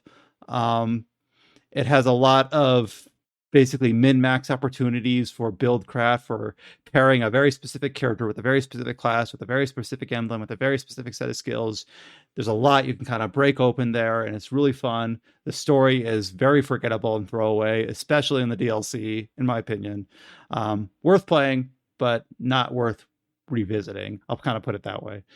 And that's my thoughts on the DLC. So hopefully I didn't go too long on that, because it is a very brief experience, but there you go. Not as good as Cindered Shadows. It doesn't add as much to the game as Cindered One final Shadows did. question: the reward you get out of all this are the 1 or 2 characters? What was it? You get 5 characters. Oh, so okay, 5 characters. you get the 2 twin dragons, plus basically the good versions of the 4 fiends. So Marnie, Zestia, and Grim, or whatever their names are, Grease. Did you mess with them? Did you mess with them at all? I in the DLC I did, because you have to. But I after I beat the DLC, I really had no motivation to, like, all right, time to do a skirmish. Oh, okay. So admittedly, I didn't. But they have unique classes. And I can sort of see some cases where they might be good. For instance, so they have like different names. So Marnie is now like Madeline, and Grim or Grease or whatever his name was is now Gregory. That's a good name for Gregory. I don't know, but like, for instance, improve it. yeah, Gregory has like a talent or skill where if he is outnumbered by units, he gets a boost to his evasion, which I think is kind of neat. Is it evasion, or I think it's evasion. So that, like, I haven't messed with it, but that might be kind of useful for making him like a mage evasion tank. Like, so I'm sure people who are really into like min-maxing and class specialization might be able to find a fun little niche for them. You also get access to 2 classes, the Enchanter and the is it Mage Cannoneer, I believe is what it is. Yeah. Yep. And the Enchanter like uses items to buff themselves. Like, it's something along the lines of, like, if you consume a silver sword. It'll buff all its sword units on the map, both enemies and allies. Did you just say consume a silver? Like I just imagine like a Lear like using a silver sword to like just go up and down. Like, all right, I'm ready to go. Well, I'm the average sword would be a good source of iron. So I mean, I understand. All right. I don't. I'll be honest. I didn't mess with it, but they're an item based support unit, which I think is a fun concept, even though I didn't go firsthand on it. And then the Mage Cannoneer is like an item based long range unit that uses like dexterity as their damage modifier, which is kind of fun. So that might be good on like a class that would normally be like a sword master or like a sniper, maybe would be good as this like Mage Cannoneer. But you get a free emblem seal. You have to have a specialized seal to use these classes. After beating the DLC, you get a free one of each. And to buy more is like ludicrously expensive. It's like 63,000 gold, which is quite a lot in this game to get a second seal. Yeah, so basically, that's you kind of get, once you beat this DLC, you get one free enchanter and one free mage cannoneer, which they kind of seem like sort of gimmicky, strange classes. But maybe I'm sure once people someone's gonna find some fucked up shit for them. I'm sure. Yeah. Someone's gonna be like, hey, if you turn this unit and this emblem into a mage cannoneer, they're gonna be a god, and nothing. And I'm sure people are already like distilling that down. But that's what you get. You get the 5 units, and then you get those 2 classes, and then you get a few like other skill books and consumable items and things like that. So there you go. All right. So now we restart the counter, the timer, the countdown for the for sure inevitable remake of Genealogy of the Holy War. That's the dream. Yeah, Real greatest Fire Emblem game ever. your favorite game ever, right? Or one of them? It still is. I hide this game in very high regards. I will not let anyone talk trash about this game. You better hope that they better nail the remake if it's real. You better hope. The remake just needs to let you trade, and then it'll be. I think if they let you trade, it'll make the game too easy. But at the same time, it's also it is a thing that turns off a lot of people from this game. And that covers us for game coverage. So April is going to kind of feel a little bit different like that, I think, because it's going to be a little bit of people going to our backlog. Though there are a few games that we've talked about.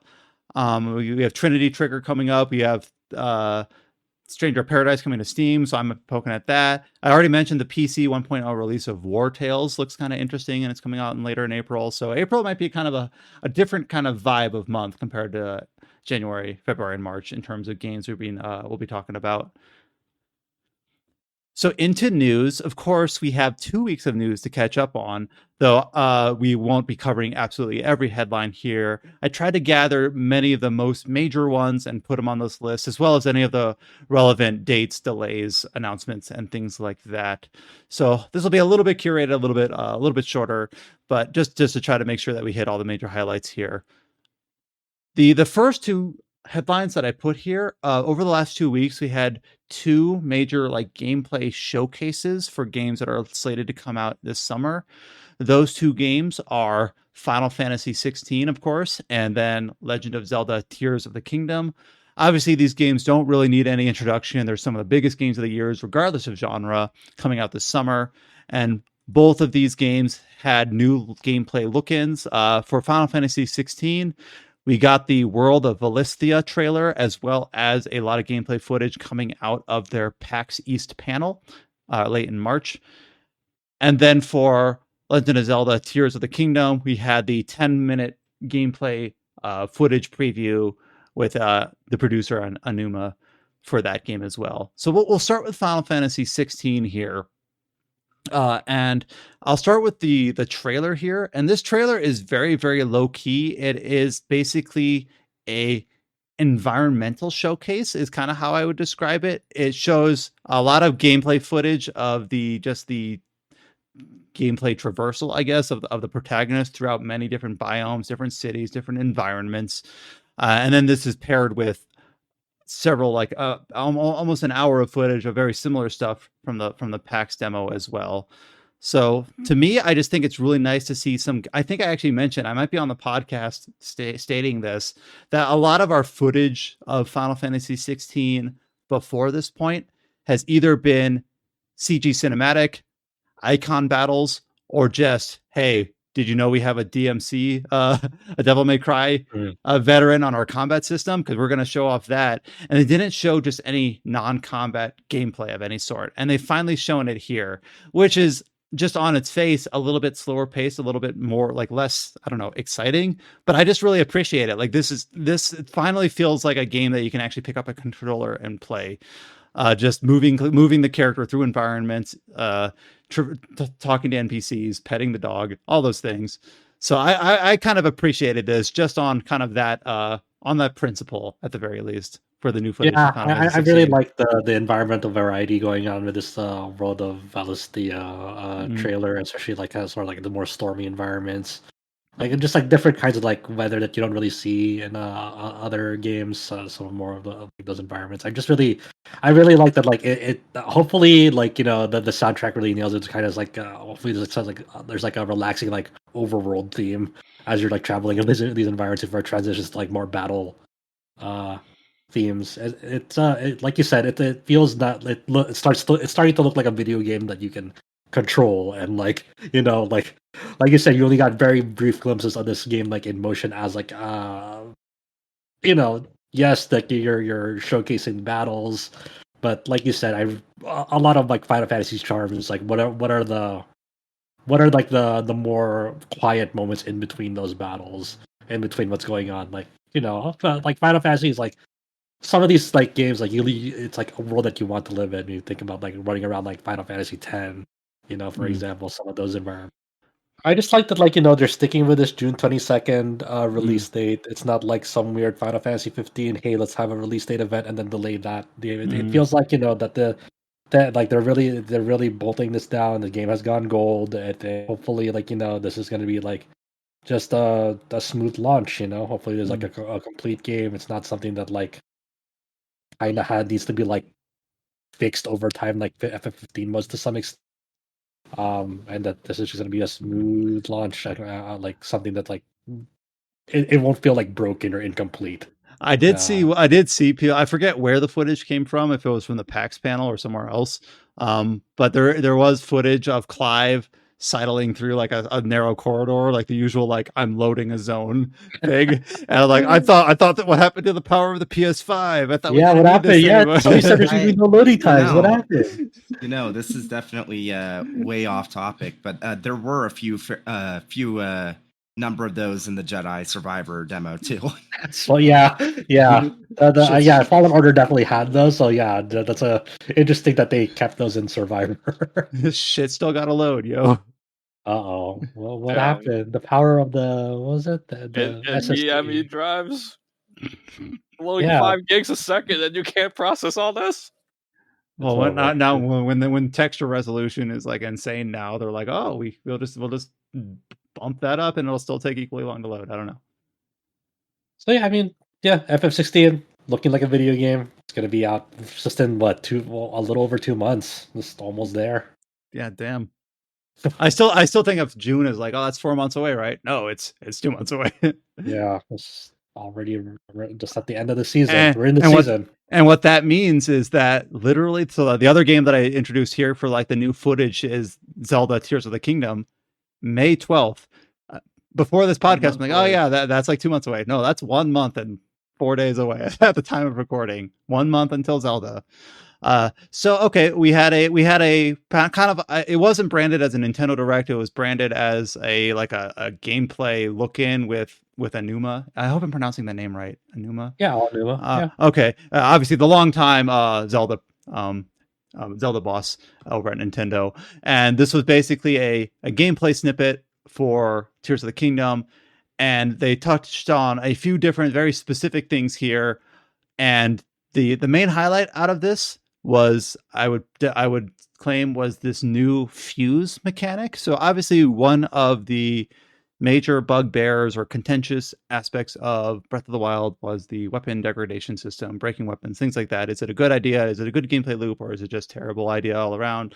Well, it seems like this is kind of their answer to that system. And they had some very silly examples here. The idea is that you can basically allow two very disparate objects to be fused together to basically create something new. And the examples here was like attaching a boulder to a tree branch to turn it into like this giant makeshift mace, or making like a really really long trident by attaching a pitchfork to a stick, making homing arrows. They also talked about the ultra hand system, where you can Hold on, like before we go to the Ultra Hand, we have to discuss that you make those freaking homing arrows by Mhm. attaching an arrow to a monster's eyeball. yeah. That's freaking crazy. Like, I think the fuse system is like really, really cool, and like it is such a simple and elegant solution to like something It that like falls- bugged a lot of people. I really want to see like what are the like the limits of this system, right? Like, because you think about like Breath of the Wild had like a pretty nice variety of like weapons that you can use, but like now you're taking like environmental objects and you have to account for like how many possible combinations are at stake, like are going to be in this game, and how, and like all the ways you can use them, how they interact with the environment. it- Like it's crazy, How's honestly. it going to impact puzzles? And like one of the few like complaints that I kind of agree with that I've seen about Breath of the Wild is that past a certain point, the rewards you get become too rote because you're going to see all these different types of weapons so many times because they're constantly giving you them because you're going to run out of them because of weapon durability. But now they can give you materials that you can slot under existing weapons as like rewards for exploration as well, and that'll go a long way, I feel like, to making the gameplay loop feel fresh for longer. So Yeah, and it's gonna be all like there'll be like so many ways that you could even think about it, like how you utilize these weapons. Like you'll find a weapon and you're like, okay, this is like the use of the weapon, but like someone somewhere out there is gonna be like, no, this is how I use this weapon. It's like gonna be totally fucked up. It's gonna be like, what are we doing here?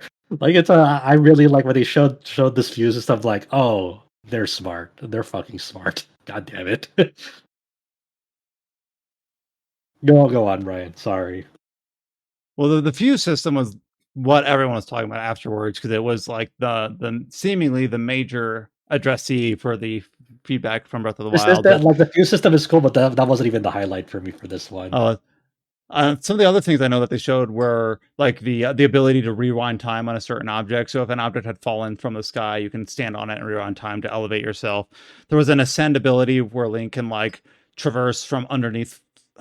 I wasn't quite sure I understood how this worked, but he like travels just from underneath a platform, almost like Super Smash Brothers style, to traverse and get on top of it by tunneling through it. The ascend ability was the one that really Oh, really? That was the one you major mentioned? yeah, there's the thing that is making this game click for me, because if it is as versatile as that what they're advertising, you basically have like a no clip in this game. That's like a legalized no clip in this game. It looks really cool. I wonder like, and it makes you wonder like what sort of like level design is like what's this level design philosophy in this game to like to be able to be confident that you can use this in like in a responsible manner, because like an ability like this could easily like kind of like break the game in fucked up ways.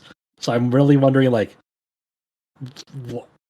what is in this game that allows you to confidently do this, implement this type of ability in the game, because that the ascend ability seems so powerful. So much of this game is just like I keep seeing people say, "Oh, it's just like an expansion pack for Breath of the Wild." And it's like, No fucking way. so many of these things are just fundamentally, how the hell did they get it working on the Switch? Like the rewind thing, like to like something falls from the sky, you hop on it and you rewind all the way up seamlessly. That would be impressive if they did it on like the PS4 or the Xbox One, let alone the Switch. Yeah, like I really like that they really leaned onto like the legacy that Breath of the Wild had like in the coming years, like in terms of like experimentation from the community and what they found, like and how like the physics engine worked in that game, how different like properties work with each other, like in each of the different items. Like they really started leading to that experimentation philosophy and like built the sequel around that in more intuitive ways, but in ways that like don't really like it streamlines its experience to like more casual players, but it also seemingly like is really blasting the door wide open for like to cater to that community as well. Man, I wonder how the speedrunning community is gonna play this Yeah, game. dude, it's gonna be fucking insane for this game. Like, I can't even imagine. Oh yeah, go describe Ultra Hand, Brian. What's the Ultra Hand in this game? I actually I'm not sure I quite understood it. I saw them putting like the hover vehicle together with the Ultra Hand because it allows you to like attach objects to each other to create vehicles. And Yeah, they, so they- you know what the Ultra Hand looks like? You remember like the sticky fingers, like in as a little kid, like the oil sticky fingers that like you could like attach onto things, and like they like peeled off, and like and people are like, and then your parents are like, "Don't put that on the wall. You're gonna stain the wall." You remember those things? yeah, So that's what it looks like, and this utility is like, as you're saying, it's like it's basically used to like get environmental objects and stick them together, and like it's like your building tool. In I've this seen game. people compare it to, of all games, Banjo Kazooie nuts and bolts. Yep. So The long redemption arc. Yeah. I don't know. I to me that game is still like recent, but that's like what, 2008, so like 15 years old at this point. Yeah, very recent. Recent. You lose track of time on the wrong side of 30. I'll tell you that.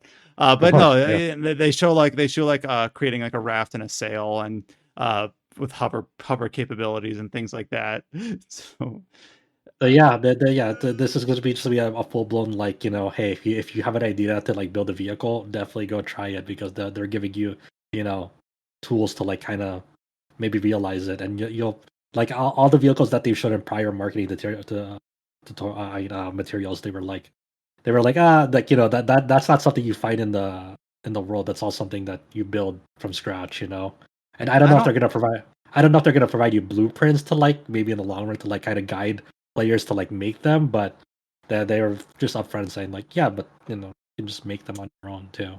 I don't have like the game design, game development vocabulary to discuss this like at a high level. But one thing that I just really appreciate about Breath of the Wild is that everything in that game was like rules based.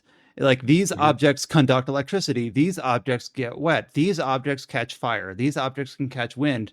And then it just gives you like a set of mechanics with the different Sheikah Slate abilities to manipulate those to whatever extent the engine allowed, which is why to this day you get insane combo videos or weird contraptions or things that people do to skip the shrines or things like that. And it's like without seeing this trailer and this footage, it's like, well, how can they go on from there? They've already set the rules. Like, nope, we're just going to give you a whole bunch of new things that still kind of have like that same philosophy where it's like, yeah, these are the general rules for how objects stick together, how objects float. We're going to have these new abilities like how to rewind time or how to ascend through walls and things like that. So basically, like, if everything is going to go right, we're going to have another 5 years of people manipulating these to insane extents that we can't even predict or fathom right now. I just mentioned on Twitter, I forget who it was exactly, maybe Austin Walker, I don't know for sure.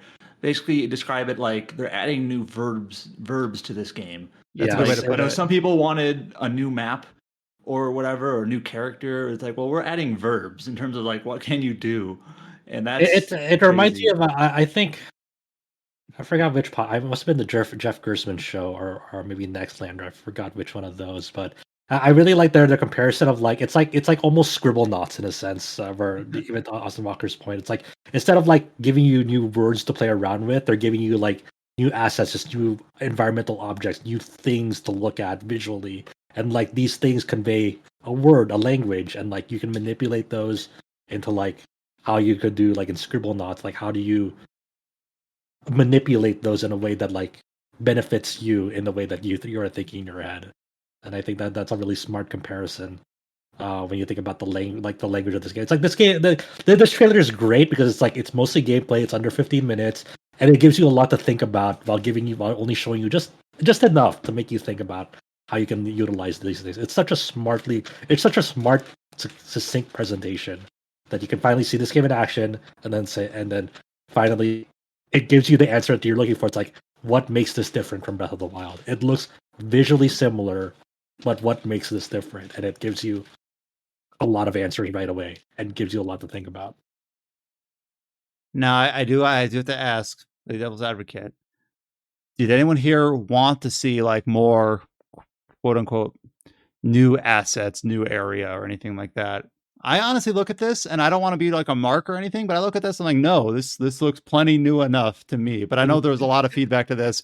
People like it's just an expansion or it's just DLC or whatever. I don't buy it see after it. this. I don't buy it after this, especially like after the Sky Islands and like and how that like gives you there's a sense of verticality in this game that wasn't really like it's more of an emphasis now than it was in the first game, and like just having that sense of like scale, like instead of like scale horizontally, more scale vertically, and like and the different ways you can interact with everything. Like there's only like the very first like real gameplay footage they've shown. They're still like very much keeping a lot of it under the hood, very deliberately.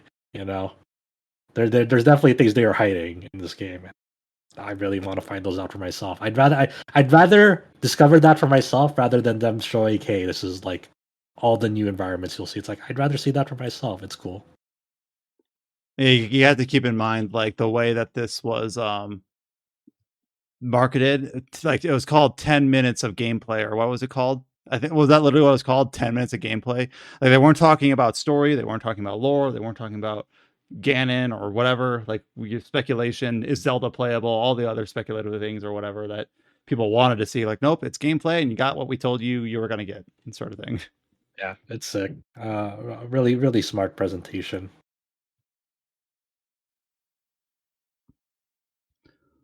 All right, wrapping up some of the quote-unquote major announcements of this week, we have a few games that had some interesting updates, but here's a game update and a game announcement that I saw a bit of hype behind, but I'm not familiar with the IP. This is a game called Birdie Wing Golf Girls Story. A game adaptation of what I believe is an anime IP has been announced for Nintendo Switch to release this summer. So I got to hand it over to our resident expert. Like I saw a fair amount of excitement around Birdie Wing, but I'm not familiar with this IP. Is this something that is well regarded? Is this like a classic dormant series, or what is this? Birdie Wing is an anime that came out of nowhere, honestly, last year, that debuted last year, and now is starting its like second half of the show this season. Okay, so it's recent. Yeah, it's very recent. How do I describe this fucking thing? I'll just say. Okay, I gotta ask. Oh my gosh. We had this discussion earlier this podcast. Okay. It's a golf game, but I guess if we're covering it, it has to be somewhat RPG-ish, right? On the Nintendo eShop page, it does say role playing on it. All right, and they're the boss. We got to go with whatever. Yeah, it's like a Capcom and Monster Hunter World. They say it's a role playing game. So and then we're obligated past that point. Yeah, obviously there's no complaints of us covering Monster Hunter's RPG because Capcom said so. But Birdie Wing is it is about two girls. One of them comes from the world of underground golfing, and there's like a whole mafia backstory behind it. The other woman is comes from a more luxurious, rich life, wealthy part of the equation, where she's like part of like a prestigious like golf family where like they're all top golfers, and she has to like represent them like in a good light, and how underground golf versus bougie golf. Yes, that's kind of like almost like they intersect in an interesting way. And it does turn into a golf girl's story from these roots. There's a lot that goes on. Let's say I will say to people, the less you know, the better, and you should definitely go watch Birdie Wing if that like if that interests you at all, like in the very slightest. It is an incredible show. I'm gonna watch it now. I am gonna convince my Kongming friend to watch this with me. You guys will love it. I guarantee you that you will love it. And then there's on top of like all the fucking crazy like wacky golf courses that you've ever seen like in shows, and like if you went to like a country club and you went to go miniature golf and you saw like really stupid shit from miniature golf, like expand that by like 100 times and like you get like most of the girls. Most of the golf courses from this show as well. So it is Neo Turf Masters with. And it is sort of like a modern day Neo Turf Masters if you want to go that route. So Josh Tolentino, one of the newer contributors to the site, was the one that wrote up the news story for this announcement, and I love how he described what you just detailed as the premise of this show. Their backgrounds couldn't be more different, with Ioe being the scion of a powerful golfing dynasty, and Eve being a street-smart golf hustler with ties to the golfing mafia. Yes. Just the golf. That's golf 100% dynasty. accurate. I swear to God, that is 100% accurate. Oh my God, it's fucking. Anyway, this is a weird one because I didn't know about this until like I guess a few days ago now, where I kind of discovered, hey, there's a whole Birdie Wing like game initiative. So this is actually being like backed by an HTC metaverse brand Viverse. And for this Switch Okay. game, developer WoW Technology, they're making a Switch game. And that's the game we're discussing here. Is the Switch game that's Yes. coming out in June, in Yeah, June English, 15th. Japanese, and Chinese. Yeah, for $20. There's also a mobile game in development, and there's also a VR game in development. So there's whole media initiative. The Birdie Wing For metaverse. Birdie Wing. I have no idea why, but I mean, I saw this and I'm like, it does say role playing in the tags. So we'll see where that goes. But hopefully they capture the spirit and the essence of the show in it. Hopefully it's. Oh my God, I don't want to spoil anything else about the show. I swear to God, but yeah. Go watch Birdie Wing. Go watch Birdie Wing. I guess this whole news story is just like an advertisement. Like, go watch Birdie Wing. What are you doing? Just stop what you're doing. Start watching Birdie Wing. I guess, and hopefully this game isn't awful. What can I say? But as long as they give me like Neo Turf Master style map for you're shooting golf in a floating island in the fucking middle of nowhere with like giant water pools. okay. Let me put it like this, Chow. Eve, the blonde girl, like her whole shtick in golf is like she uses colored bullets for her swings. So like for like long swings to like start the match, she uses like her blue bullet, and for like trickier shots that require like a much more like to close the gap, she uses like the red bullet. And these are actually like depicted in the show because of her mentor. Her mentor was voiced by Char's VA, and Amuro's VA is in the show too. So Char and Amuro are represented, and there's a character in the show that is very into Gunpla as well. It is a Sunrise show, so yes, there will be references to other Sunrises. Like the newest episode from the second core has a fucking Escride reference in it. Oh man, I guess I have to watch this now. Dude, it's fucking sick. Okay, but like the visual imagery she uses to like on how Char's the mentor trained her is like he has a fucking shotgun aimed at the fucking golf hole for it. It's like aimed there, and I'm like, oh my God, this show's amazing. This show's incredible. So yeah, go watch. It definitely a must watch now. Yeah, go watch Birdie Wing. Another minor announcement this week. This is a game that I had kind of almost forgotten about. One of the first RPGs of 2023, One Piece Odyssey. So it's been a few months. Are we caught up on One Piece yet? No. I don't know. Is Adam still our resident closest thing we have to a One Piece expert? Probably. All right. So anyway, so obviously One Piece Odyssey released in early January. Cullen covered it for us.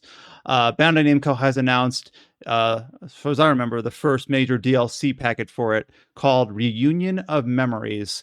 We don't have a release date or window for this DLC pack, but we do have a teaser trailer for it. And even I, as a One Piece neophyte, see that this is basically just some aspects of the manga or anime that was not covered in original One Piece Odyssey. It sounds like they're having the opportunity here to cover it. Mainly, the big tease at the very end of this teaser trailer for this new DLC is Enel from the Skypiea arc, which I only really remember from that one reaction image from the manga of his mouth wide open. That I forget exactly what he's reacting to in that shot, but he's at the end of this trailer here.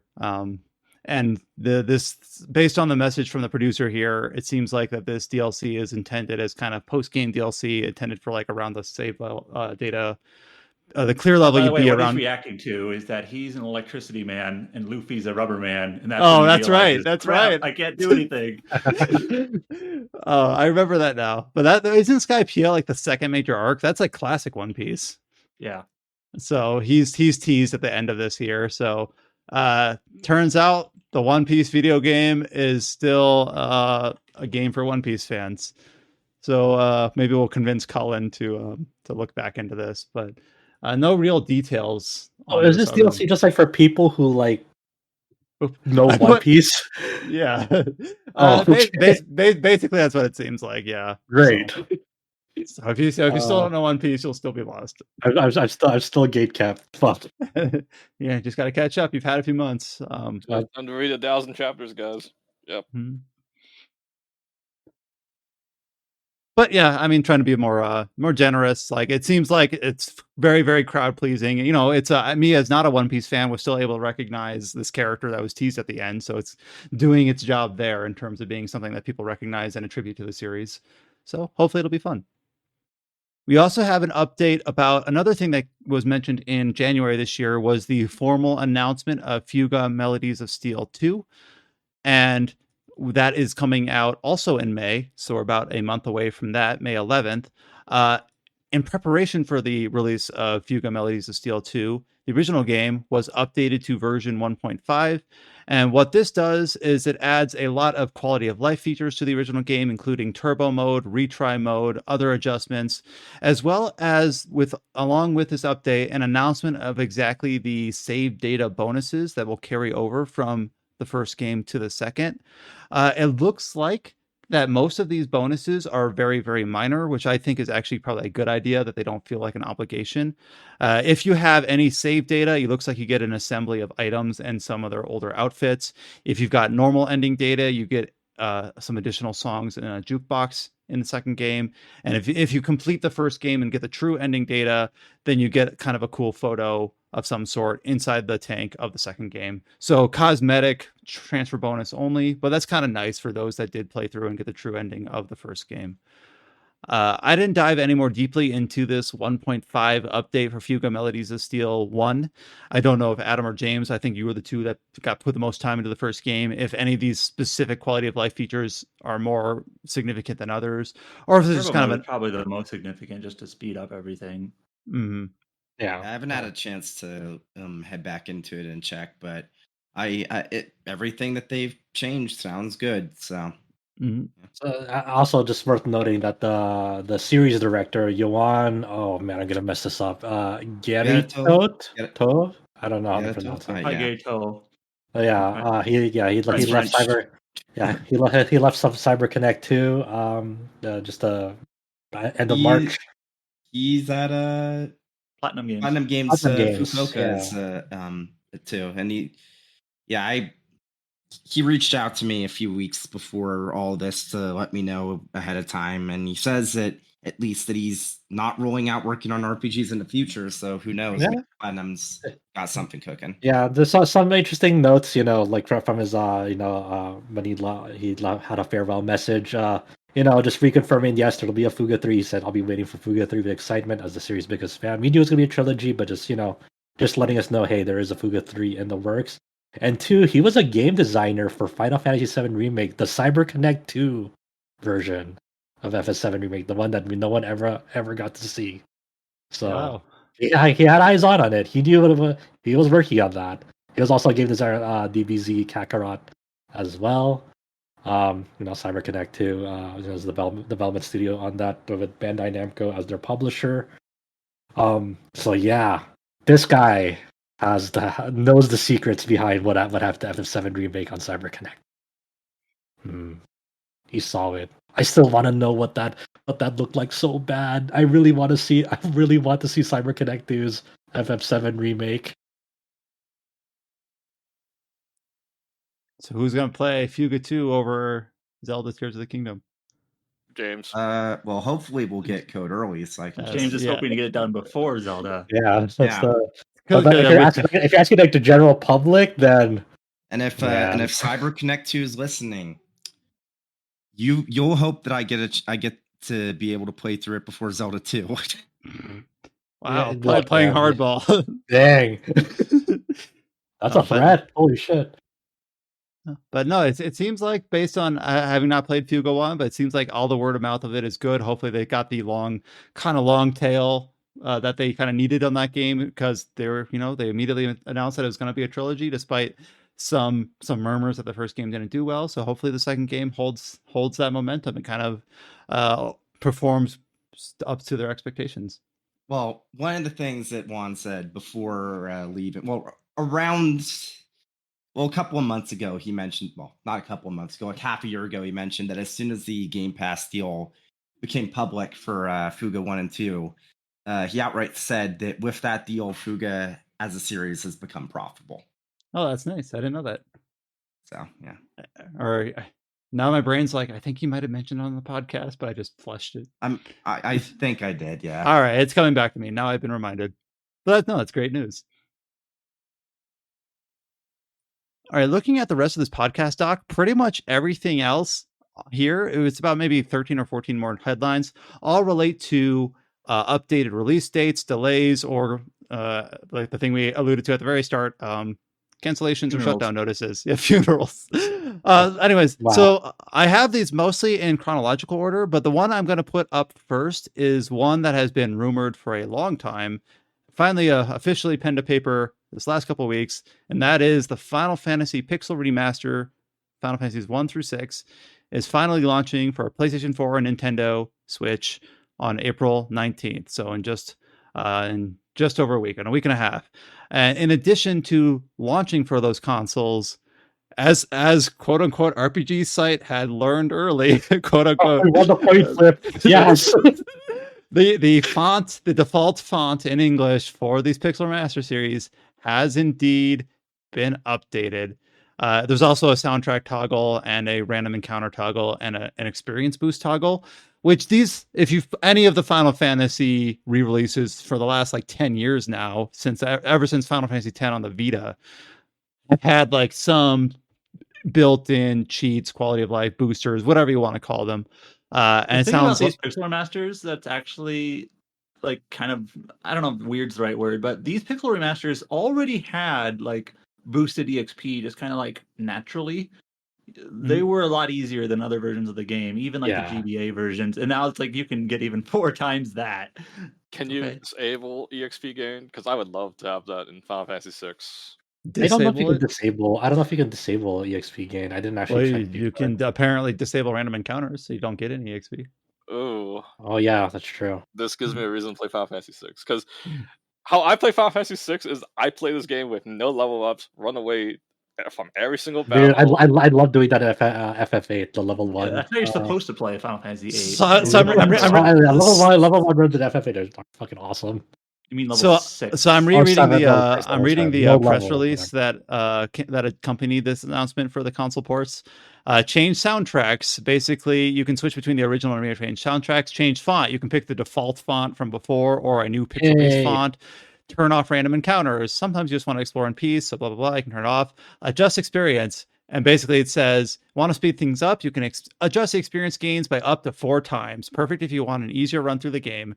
Nothing mentioned about turning it down. There's no. What about the weirdos that want less experience or no experience? Yeah, adjust experience in FF8. You definitely want to level up very early in that game. Get the max level for sure. Yeah, like if you want to min max in Final Fantasy VI, what you want to do is not get any level ups until you get all the. Because it works similar-ish to 8, where the summons will have stat boosts if you level up when equipping them. Yeah, right. So you want to get the stat boost first before you do the level ups. I'm surprised we haven't mentioned the biggest upgrade with this release. What's that? Or fix, I should say. They fixed the opening credits for Final Fantasy VI. Oh no, good call. The credits are there. Bowling works, guys. Bowling works. I remember when that first released, because that was last year, February, so like 13, 14 months ago when 6 remaster released. Like playing 6 for the first time, like is something supposed to be happening with mad text running across the field? It's like, oh yeah, there's supposed to be actually credits here. The PC/mobile ports, or not the original versions of these Pixel Remasters, were kind of odd in that they came in kind of hot, and like there was a lot of weird glitches and things that they either fixed before launch or after launch. I think every single one of these games got patched. There was a lot of weird things. Like, Yeah. for example, there was two that come to mind that they literally tweeted out. One was like in Final Fantasy IV when Cecil's fighting his like dark self, like his darkness ability was like going in the wrong direction. It's like, That's why right. is that happening? And So then like they showed Sabin suplexing the train, but the train sprite didn't flip Oh properly. yeah, No, that I was remember- tragic. It's like, Oh, why? tragic. There's a lot of weird things like that. It's like, how did this ever get broken? And Like, funny and- because like, I remember that one, the one because they like promoted it in the tweet. Everyone's like, "What the fuck are you doing?" Yep. That was great. Oh man. Yeah. How do you guys feel about like the new pixel-based font that they use? To me, I still like it's better, definitely way It's better than like the better, narrow, but yeah. it's still too thin. Like I don't 'cause think it's ideal. I love how like it's yet another case where technically the Japanese font is better because people have looked at the like comparisons and it's like the new pixel font is usable, perfectly acceptable now. But you look at like the same, like you see the system level English text with the Japanese pixel font and it's better. And it's like, come on, not again. It's like Uh, it just refuses to look at the solution. The solution's there. It's just use the OG Japanese font. It's like it's like like it's kind of weird because like with the new pixel-based font but on a Switch handheld screen, I feel like you still have to squint quite a bit for some of these menus. Like I don't know. Uh, For me, I think the ideal font is to use the Final Fantasy VI when it's localized as Final Fantasy III. That font, I think. Well, that would I be mean, the I'm talking font. about like the one that like console players have to like deal with, right? They I don't have know. a great way to like mod these. I know, but I'm saying easily. if that would, if for me personally, if they Yeah, were yeah. able to put that font in, that would be the ideal font for me, at least. But I mean, at the very least, that what they have is like usable now, presumably. We'll see how it's actually integrated into like the final release, but We've It looks we've better. upgraded from bad to mid. yeah, from bad to like it's usable. When will we have the excellent score ever again? It's maybe in the Xbox release. Do you think these are gonna come to Game Pass eventually? they'll just show up someday. Yeah. I don't think Square Enix is returning any of Microsoft's calls these days. Yeah, basically anything announced in the last like this year, Square Enix related at all, is skipping Xbox so far. So I think didn't Alex pen an op-ed on VG247 Yes, about that? yes. Yeah. So yeah, obviously last year was spotty in terms of what got on Xbox, but this year it's been dry. Nothing in terms of Square Enix properties. What was the last It's just- Square Enix release? Like, was it Stranger of Crisis Paradise? Core. Crisis Oh, okay, Core. that's right. Star Yeah. Ocean, Dio Field. But yeah. yeah. So I still don't understand how Octopath 2 skipped Xbox when the engine itself already works on Xbox because Octopath 1 was ported to Xbox. I feel like that's a delayed Game Pass release. That's why I feel like it'll just show up on Game Pass one day, but they didn't want to like give a brand new release like kind of like a quote unquote free release through Game I'm not Pass. so sure about that because I remember it used to be that like after a certain amount of time, Switch exclusives would end up on like Xbox or at least on Game Pass. Because I know that like Bravely Default 2, I believe, was on Game Pass for a bit. But was it day and date with its like launch date? No. Like when the exclusivity agreement. Yeah, ended. so I feel like Octopath 2 will come to Game Pass one day, but not like right now because it's too. Meanwhile, like just we barely have. launch. Meanwhile, we have Live Alive announced for PC and PlayStation, but not Xbox. You're giving up the game too fast. Well, I mean, I'm just kidding. We're gonna get to it. Yeah. Yeah. You're right. Yes, But yeah, that's so a good those segue. Ryan. so we'll skip ahead. So yeah, just staying on the Square Enix front, we'll talk about the next two here. Yeah, Live Alive obviously released last year exclusively for Nintendo Switch. We thought very highly of it. Ended up in our top 10 games of the year. We treated it as a new release for all intents and purposes, as a remaster in English for the first time. Sorry, a remake in English for the first time. Live Alive will be launching for PlayStation 4, PlayStation 5, and Steam at the end of the month on April 27th.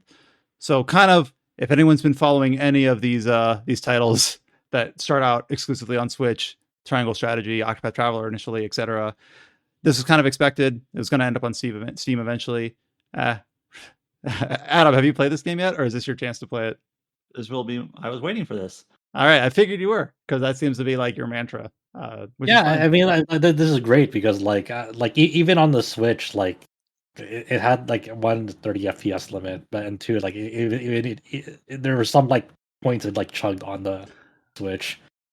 So great, you know, the more I think that people. means we're now waiting for what, Dragon Quest Treasures? Yeah, I guess. Yes. Is that the last one we're waiting for? Well, in terms of like a Switch exclusive, I'm trying to remember. Did Square Enix publish that or did Nintendo? Let me check. Good question. Usually, like for Live Alive, just to be clear, that was a Nintendo published game. Like Square Enix did not mention that at all. Yeah, you're right. This port. Let me check here. Hey, you've got Nintendo and Square listed as the publisher. So Dragon Quest Treasures was actually published by Square Enix on a Nintendo platform, which is actually a little bit unusual because usually the Nintendo game the exclusives are Nintendo published, but not this one. And just to be clear, the Front Mission remake, Square Enix did not publish or develop that. It's just they just licensed the IP. So Live Alive's in a fun place, and the last 12 months, last 18 months have been really good because we've had these are kind of, this is a tenuous connection, but Live Alive, obviously originally released in Japanese only, was never officially localized, kind of a white whale for a lot of people, but very highly regarded and kind of one of those forbidden fruits. Gets released in English as a game originally developed in 1994, and as far as I can tell, the reception to it critically and commercially has been pretty damn great. Like Live Alive is a game that I see a lot of people, even myself, came to that game without really any expectations, thinking like, damn, this game is something different and exciting and fun and unique. And the fact that I was able to maintain that, because occasionally you get these games that are kind of overpromised because, you know, it was this thing that came out in Japan, you couldn't have access to it when you finally get it. It's a bit disappointing, but Live Alive definitely wasn't that, and neither was like Trails to Azure or the Crossbell games from that series. So all these late localizations for these games that we finally get hands on, they've been worth the wait, in my opinion. So getting more people access to be able to play Live Alive on PlayStation or on PC. I'll just say that I highly recommend it. Speaking of late English localizations that have been dated recently, you'll have to help me on that one. Which one's that? Is that Rhapsody? I'm not looking at the spreadsheet. I don't know where we had it in our slot, but yes, I'm talking about Rhapsody. We're just going all over the place. Sorry. Okay, well, let's stay on the Square Enix front. We'll go to Rhapsody later, but we have a release date for. All right, this is still a bit of a U-turn, but remember that other January release, Forspoken from Square Enix? We'll never forget that. All right, so Forspoken, we already knew that it was going to get a DLC pack called In Tanta We Trust that will launch on May 26th. Nothing else going on in May. So this is a prequel event, which takes 25 years before the events of the game. Though it still features, I guess, Frey. So I guess there's time travel involved in some sort. So if you were one that really thought that the backstory about the Tantas in Forspoken was really interesting and cool, well, this will get your chance to kind of experience that firsthand. I kind of had the opposite reaction where I don't know how to feel about this because I'm like, man, I beat Forspoken in the last 2 weeks, and like, man, they like all the stuff that happened in the story, like it's very, very thin, like we don't know anything about it, and it just kind of falls flat because of that. And it's like, well, here's the solution: buy the DLC and you'll figure out what happened. Like, oh, that's awesome. That's not really what I was looking for, but so I'm not necessarily interested in it, but it's almost like I guess this might sort of explain the things that I was curious about when I played the main game, I guess. I don't know. So you just got to beat Tears of the Kingdom before. It's just like how they handled it early DLC, like when you wanted to see the ending of a game, like Ashura's Wrath, Prince of Persia. Prince of Persia. Just get the DLC. You want to get important backstory to the main game. They'll answer some answers about the main plot. Get the DLC. Yeah, no trailer or anything accompanying this. Just a press release and a key art. So I mean, I at this point it's like just fulfilling the obligation, right? Like it's not really gonna. It's not like it's gonna help Luminous Productions. Or, Yeah, I mean, yeah, kind of. It's like we've already had this in the oven, so might as well get it out and ship it. So Yeah, to be clear, this DLC was announced Yeah. a long time ago. yeah, I mean, I tried to make that clear. We knew about Also, it. We just also to be clear again, people that bought the deluxe edition paid for this DLC, so they have to deliver on it. Yes. And also, you if you got the deluxe edition, you get to play it early. So Congrats. Yes, you get to play my Forspoken DLC 3 days early. I'm sure most of the people that bought the Forspoken deluxe edition are very excited to be able to play the DLC for the game early. Yeah, I'm glad they're glad I'm glad they spent $95 to play it 3 days early. I mean, I will say that Forspoken, the story and the characters I did think were a lot better than some of the additional marketing led to believe, but still the experience was kind of forgettable. Okay, Brian, So- it's over. It's I so know. over. I don't know. I'm trying to just be generous. I will play this DLC because I always feel like I can't, because if I don't play the DLC, then my opinion is null and void. It's like, well, this That's DLC true. explained all the things. So all of your You never know. This might be the best DLC of all time, and we'd all be missing out on it. It's like that's like Xenologue, you know. all of your criticisms have been like addressed. So this, Yeah. So eventually.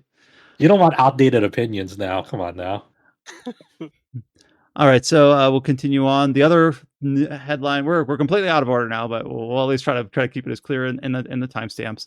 So the other re-release of a game that originally never made it in English, Rhapsody, Marl Kingdom Chronicles. Specifically, is it Rhapsody 2 is the one that never made it in English, but we got 1? 2 and 3. Oh, so yeah, 2 and 3 are both Wrong. new, and then 1 was the only one we had before. But Rhapsody, Marl Kingdom Chronicles, the bundle pack, will be launching on August 29th in North America, September 1st in Europe for Switch, PS5, and PC. Hell yeah, dude. Yeah. That's that we finally have an RPG at the late August time frame. That like I feel like video games just stopped coming out after like July this year. That's what it feels like. I mean, we say that every year, and then well, I was gonna say just wait until E3, but nah, I guess Yeah, it's, let's wait until E3. wait until Key 3 this year or Summer Games Fest, whatever you call it. You're giving me another segue to another funeral where we'll talk about it. All right, That wasn't okay, even intentional that time. I know. It's nested at the bottom of this. All right, so I'm going to rewind the clock here a little bit. So a few other things that have, at the time of recording, come out or just about to come out. Here's one that is an early access release, which for early access games, we try to at least mention when they get available in early access and then when they become upgraded to version 1.0. This is a game that released in early access at the end of March on the 30th called Tainted Grail, The Fall of Avalon.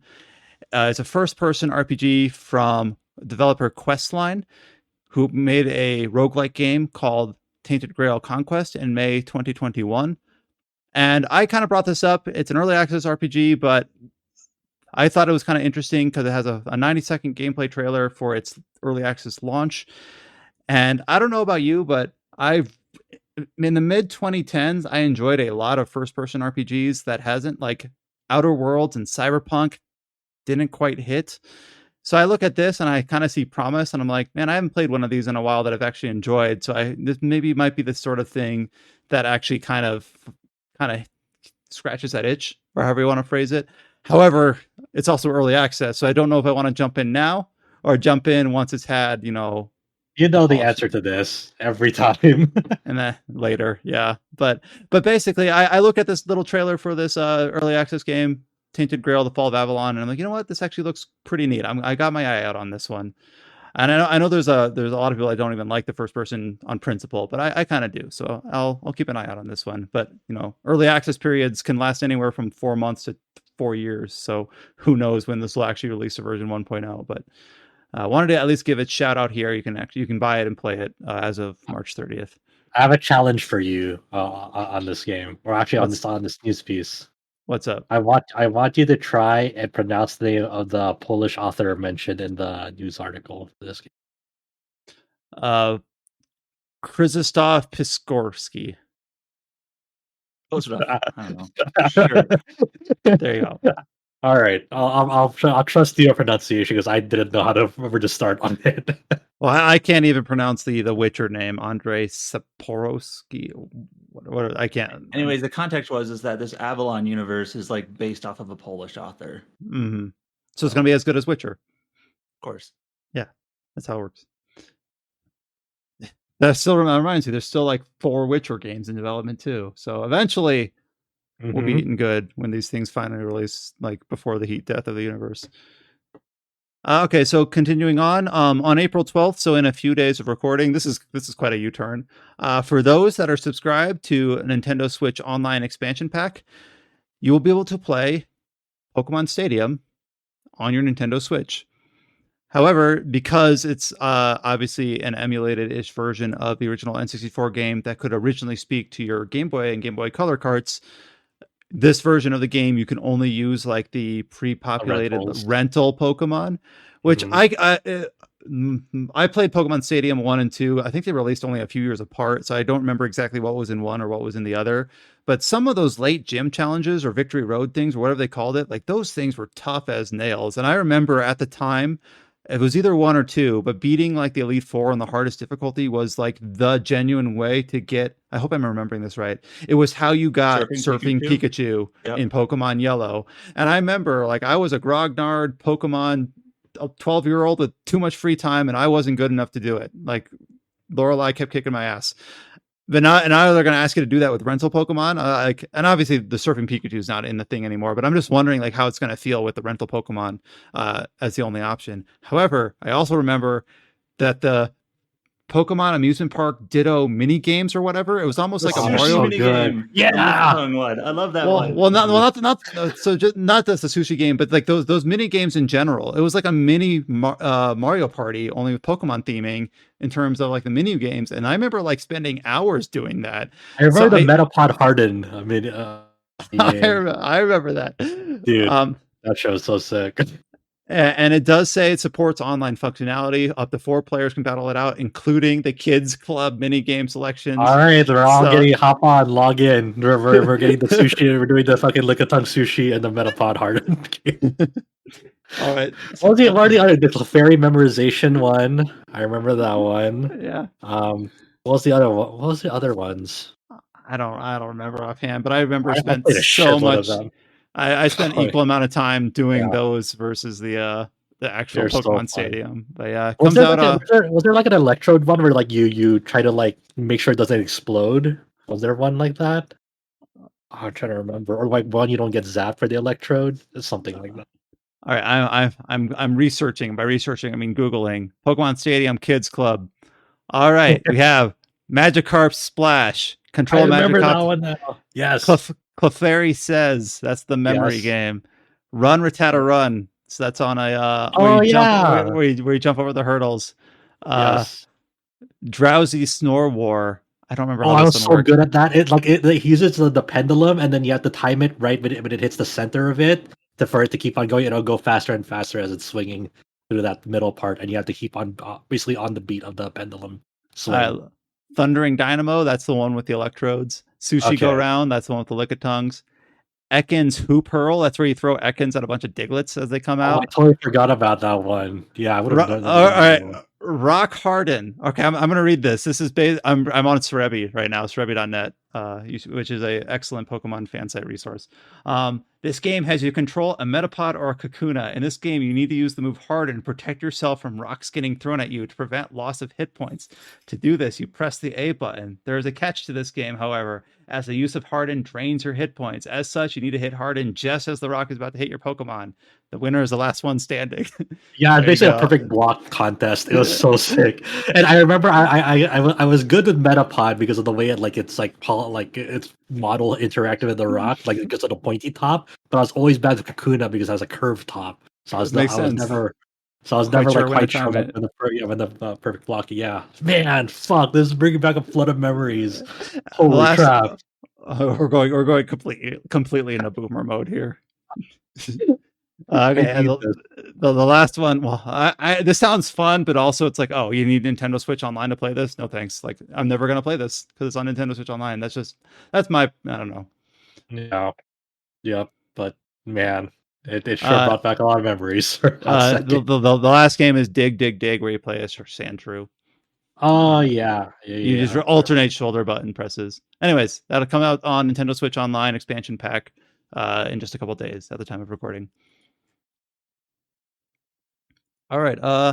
Final Fantasy XIV is getting its next major patch, 6.4, titled The Dark Throne, on May 31st. Sorry, not 31st. Late May 2023. I don't know if we actually have a date. We don't have a date. Gotcha. We'll get another live letter in a few weeks, which will have the actual date and like the final bit of information we need to know about heading into the patch. Mm. So I could read through the patch notes or the press release here, and it's kind of a lot of the stuff that I would expect to see: additional relic weapon quests, additional main scenario quests, additional quests alongside Tataru. Well, what are the significant like basically bullet points here for the James and Chow? Like, are there anything like new raid tier, which is probably the biggest one for people like Chow and I. Okay. More story quests, obviously, which includes another trial. I think that's the last. No, it's not the last trial. I think 6.5 would be the last trial added to the game. I think. There's also going to be another Criterion variant dungeon, which I have a feature on about those I put out around 6.25. Oh yeah, those were Really the enjoyed that. Yeah. those were the branching path dungeons. I remember you showed some Mhm. flowcharts of that, and I thought that sounded really neat in concept. Also, Josh Tolentino put up in the headline here, buffs Blue Mage. It looks like Blue Mage can get to level 80. Now I know Blue Mage is Yeah, kind that of a was strange expected. class because it's like a story based class or something like that. No. No. Basically, it's a limited job, which means that whatever the hell the developer team decides, I'll just be blunt here. The development team said, okay, so what you can do with Blue Mage is going to be very specific. You're going to have pre-made parties, and the whole thing is like gathering like skills from like different bits of content. I remember like a while back they said, "Oh yeah, Blue Mage is never going to be able to do ultimate raids," and I say, cowards, make a separate achievement for every ultimate raid, level 70 and 80, and just let Blue Mages do it. Cowards. But we'll see. Yeah, I mean, if you're a 14 player and you've played for any significant amount of time, you already know what's going to be up with this next patch. It's just new content, but since it's one of the later patches in the expansion cycle, it's they very much settled into a stable like rotation for what's being added. There's nothing like groundbreaking like the PvP reworks or Island Sanctuary being added or the introduction of Criterion or variant dungeons and that sort of thing. So it's like just more content. It's obvious that the development team at this point is ramping up production on 7.0. Mm-hmm. Nothing wrong with that, to be clear. Yeah. I mean, it's the 0.4 patch, 0.5 patch is usually where it starts pivoting towards the next expansion release, correct? So that's kind of what I was thinking we would expecting here to start seeing the story threads kind of breadcrumb towards that. Anything I missed, Chow, or did I kind of sum it up? It's pretty much it. If we wait till 6.5, then we get the last Alliance raid, and that's usually how the patch structure all goes. Mm-hmm. Yeah, and we already know we're not getting another ultimate. So as far as like high-end content goes, this is going to be the last one. But even then, I know some people that always kind of say the last savage share of an expansion doesn't really matter because you don't like you're going for BIS, but that BIS isn't going to matter because there's no ultimate to use it in. So it's like it's kind of a fake tier because there's like yeah. This one's just a tiny one. Obviously, we talked about, and we'll talk a little bit more about E3, or the beast that used to be known as E3, is not happening this year. More on that Rest later. in peace. But On paper, they're saying that E3 itself is not fully dead, but it's dead. We all know it's dead. But we've already learned about, like, for instance, the Starfield Direct from Microsoft and Bethesda is still happening in June. And then CD Projekt Red has announced that they're going to be releasing more information about their major DLC pack for Cyberpunk 2077, Phantom Liberty, which we haven't heard about since last December. They gave us basically a very quick tease saying more information on their new project, also in June. Xbox is also just doing a general event in June. Yeah, Xbox is doing an event in June. Keighley is still doing his Summer Games Fest in June. So June is still, I think, going to be a time for announcements, but it's just no longer bundled together in the conventional way that we're used to. Well, I mean, if you look at the timing with Summer Games Fest and like Ubisoft's thing and Microsoft's thing, and there was one other the PC Gaming Show, which also just got announced. It lines up within the week that Summer Games Fest is. So if anything, it's just the industry has definitely decided, okay, E3's dead. We'll just mesh ourselves around Keighley's thing. Yeah, it's just more like it's just more like a restructuring of how we see video game events, like post, like quote unquote post. We're not really still out of COVID. And to be clear, for everyone that's not press in industry, I don't think there's really going to be that big of a difference, because if you're outside of the industry and all you're doing is like reading the press releases and watching the conferences, it sounds like it's business as usual. It's going to be either directly tied to Keighley's thing, or it's just going to be quote unquote standalone, but the same week as Keighley's thing. So it doesn't really matter what the distinction is there. I think the biggest loss is like for people who really like that the fanfare of like E3's energy, of like the stupid energy of E3, let's say, of like before, like, you know, when press conference, live in-person press conference events were still a thing. There were stage events. Everyone got together to see, oh, this is when the Microsoft show, E3 show, press conference is gonna go live. Here's when the Sony press conference is gonna go live. And people, you know, watch that to be like to see the announcements, and some part of it is also to see like what goofy shit was gonna happen on stage. Yeah. To be fair, I think Microsoft will still probably let people go in because it's gonna be at the Microsoft Theater. It's right there. Yeah, Microsoft has always been kind of strange because they're like, we're not E3, but we're across the street on the same day. It's like, oh, okay. Yeah.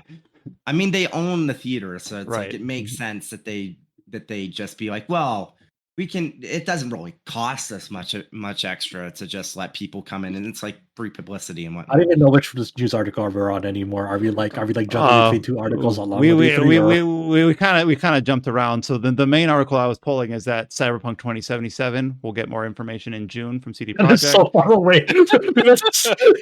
I didn't even I couldn't even guess what the main article was until you said it. Well, we have two more release windows, and then we can go into Funeral March. All right. So this next one's actually kind of interesting.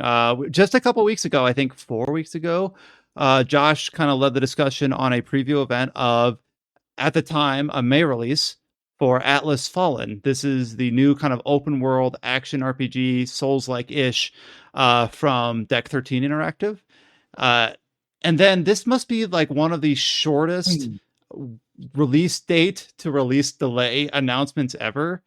So Atlas Fallen, here's the new news post. The new news is that Atlas Fallen has been delayed to August 10th, but it wasn't announced. It was announced in mid-March that Atlas Fallen would launch on May 16th.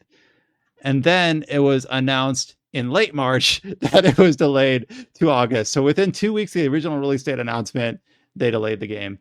So that's a bit strange. Very strange. I guess. I mean, if you think about your feedback to the preview, maybe most of the preview was if this thing needs some time to cook, but if they if the final build is a more optimized, better representative of what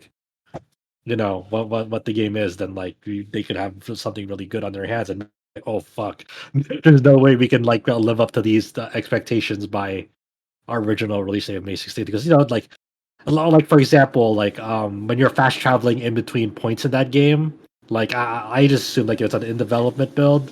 It's fine, but it's like it was almost like a direct storage type of speed where like it's almost instant, like the teleportation. But like when you fast travel, like it built up the assets really fast. And it's like, oh, that's like must be like an in development build type of thing that they'll smooth out. But maybe that's like something that's like, oh, we really need more time to kind of make this fast traveling experience smoother and better, rather than just like it kind of like building assets really fast in front of you. Or Um, they're just just avoiding Zelda. one theoretical example, Well, I was just thinking, well, we already talked about May. They could just be avoiding Zelda, but also like they probably took because they released the release date before the gameplay footage. It was very strange. Yeah. So they released the gameplay footage alongside the preview opportunity, but then May was getting kind of crowded, so now it's to August, and August is kind of like, okay, maybe that's a better time for it. Though I'm sure by the time we go through all these summer events, August is also gonna be crowded. But August 10th now for Atlas Fallen. Yeah, I mean, take all the time you need to like Yeah. tighten up and polish the experience. Like Mhm. I would rather they delay it and hopefully get like the state of the game better than most early 2023 releases out the door. I would rather they just go this route. I've to be honest, I wish more early 2023 releases were delayed, based on the state that they've launched in. But hopefully, that this delay gives them the time they need to really have a good day one experience with this game. What else can you say to this? Like, yes, please delay more games if it'll make your product in a better state on day one. Like, it's ridiculous that like the industry is like more preferable. It's like, hey, don't get this game right now. Wait till like it's a better spot like 3 months later, and it'll be at a lower price. It's like every time it just feels like you just get slapped in the face every time you buy something on day one. It's like, what am I doing? At this point. We saw that with so many releases from the early window. Unfortunately, that's kind of the world we live in. And hey, not only that, but you can play it early if you pay more money. Yeah, let's go. $95 on Forspoken. Well, yeah, not. I was speaking generally. It's just I know. for the record, there is currently nothing announced for playing Atlas Fallen early, but I wouldn't be surprised if it was.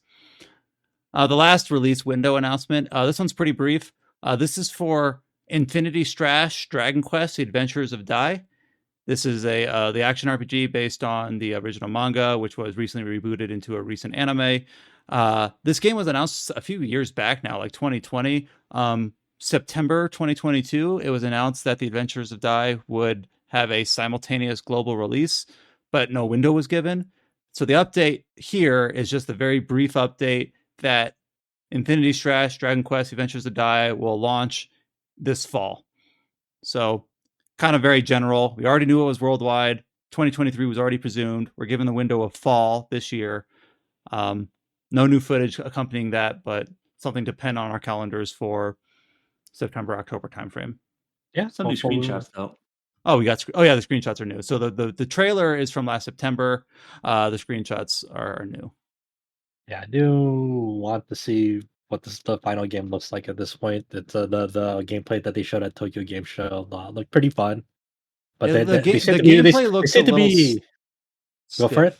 I would say the gameplay looks a little stiff. I don't know a better way to describe it. Like, it's like he moves, and then when he swings his weapon, he almost like repositions and stops, and then like goes through an animation to swing. I can't. It's hard to describe. It just seems very stiff. And there's some people that would describe it like it just looks like it came from a mobile game. It's like, well, maybe. I mean, like the people will say that about like anything these days. Yeah, it looks like it was AI generated. It looks like this. It's like, what does that even mean anymore? I will say though that the music and all the trailers for this game have been complete bangers. So hell yeah, as that going for it. I don't know who's doing the music, but they're doing a great job. But I kind of surprises me. Like they've been really taking their time with development on this game. I said 2020. Let me make sure I had that right. When was this game announced? Yeah, May 2020. So it's been a while. Yeah, it went dormant for a long while. Yeah, so I hopefully whatever all the development time they've been like using for this game, hopefully it's just reflective in the final product. And like hopefully it's like a great Mhm. deal of care and polish is put into the final product. You know, I want this to be as good as it can be. It's I am a fan after watching that new anime for it. Mhm. It was pretty good, pretty good. Do you think there's going to be a big Dragon Quest showing pretty soon? Even the was it the website for 12? The logo just recently has a little slight graphic up. I feel like they're kind of leading up to it, right? Like, you know, they need to show more of this Infinity Strash game. They need to say what the fuck is happening. The Dragon Quest 3 HD 2D remake. They need to We've been too show. long without a Dragon Quest Yeah, spin-off. Yes, I yeah. know it came out in December. There has to be at least one a year. I know. They- I understand. They have to show like, you know, they have to show Dragon Quest 12 eventually. You know, I think it's being made in Unreal Engine 5. Was it? I think Was they it said 5? 4. Or did they even say if it was 4 or 5? I think I remember it's Unreal Engine, but I don't know if they mentioned a number. Yeah. But yeah, I mean, there's still a lot of there's a lot of Dragon Quest things. It is Unreal Engine 5. Okay. Mhm. So yeah, if Will they Dragon Quest 12 be the first game that we see actually released on Unreal Engine 5? no, Atlas Fallen is using Unreal Engine 5. It is? Oh. Yes. I didn't realize we hadn't gotten any released on Unreal Engine 5 yet. Fortnite, technically. Oh yeah, Okay. technically Fortnite did already. There you go. Fortnite's basically the development stage for Unreal Engine. Yeah. Fortnite's So it pretty automatically good. wins every time. All right, now that we've gotten the announcements out of the way, now we can go to the funeral procession. Even though I think we've pretty much kind of covered everything with regarding the E3 portion of this. So yeah, E3 officially, it was under new management by ReedPop. We can just say they sent out requests for press access and all that. However, late March, all digital and physical events regarding E3 2023 were officially canceled. There were plans to actually go this year. Like they had like Alex like devised like here's the hit squad for E3. And, God. All right. Yeah, Like, we some of us applied for press passes. We got an official confirmation. Like it Yeah. was going to be a thing, and then Yeah. more and more people pulled out, and they couldn't get the support they needed, etc. We can say this that we have been invited to Keeley's thing, which is it's not just that Summer Games Fest is just going to be a show. There is like a hands-on like press and industry thing that will be separate. We can't say anything more about that, but I'm personally going to be attending for the site in June. Yeah. So, but yeah, I mean, obviously, you know, the reasons are pretty obvious on why E3 is not being held this year. Now, like in the bigger overall question is like, are they even going to try again next year? I'm sure, yes, they will try to have an E3 2024. But is this going to be like a thing where like, is there ever going to be a reason or an excuse to like have like a big load of people come to LA for like a traditional convention center event like E3? I truly Like, think they're dead, like if there's no interest this year, I can't see if there's going to be any interest in the nearby future at all. Maybe one day in the far future, but certainly not now. I can't say which companies are going to be attending Summer Games Fest because that is not public, but from a list that I've gotten, I can say that I think the industry is just kind of fallen behind Keeley here. Yeah, so I mean, you know, the ESA and ReedPop is saying, yeah, we'll still continue to collaborate, like, you know, when the idea for like whatever E3 is gonna look like in the future. But who knows? I don't know. This is in the end, you know, like E3 served its purpose, I guess, and I mean, not I guess, it certainly did for a good handful of years. You know, guiding, you know, what video games are known to be now, and getting that mainstream coverage from like more traditional news outlets on TV. You know, even if it was only for like a brief moment in those news coverage. But it's like there's a lot of sentimental value, like, you know, that people associated with, especially like people who like kind of grew up on like early streaming services. Like I remember when game trailers was like live streaming like press conferences or GameSpot, like in a world when like they didn't like officially hold their own conference, like own stream conferences, like you had to rely on like third-party sites to get that coverage. Well, I think unfortunately a lot of the nostalgia, like we saw G4 reboot and get shut down within a year of reboot, and then game trailers, most of that staff went to Easy Allies, which is going strong 7 years on, but doesn't have a huge following. It's kind of that niche kind of boutique following. Well, even then, Easy Allies over the years has definitely shed a lot of weight. Like a lot of the really memorable characters that were part of it are just doing their own thing. Like so, yeah. And even like Giant Bomb, most of those staff have gone to do their own things now too. So just kind of a new era. That's kind of like the changing of the times, you know. It's like you have to adapt, or you adapt or die, pretty much, and that's just the way of things as time goes on. You know, everything, the times change, the way that we do things change, the way people consume media and what their expectations are change, especially more so that ever since the pandemic.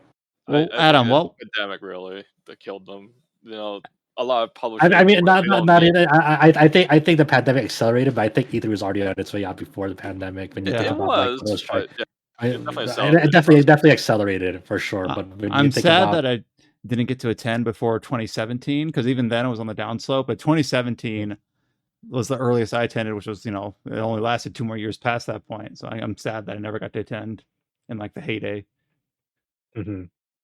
Yeah, but I mean that's the biggest loss for people who went, right? It's like you went there sure for to see the new games and do the coverage for whatever outlet that you were working for, but at the end of the day, you really went to E3 just to go meet with people. Yeah, for the networking whether it was like co-workers you don't usually get to see, whether it was like people you don't usually get to see, whether you got to see, of course, meeting with game developers, game publisher, and seeing the electricity, the enthusiasm, just people were always excited to showcase, hey, here's what we're working on, it's fucking awesome. And you went there and you just see you see that passion, and you see the blood, sweat, and tears of people what they've been working on for years and years to come. And you saw the indie section, all the cool new innovation ideas that indie developers are working on, and what they were cooking there, Yeah. we even have RPG outside alumni staff like Andrea, who represented some of those indie booth sections when they moved on. It was awesome. It was always awesome just talking to them, no matter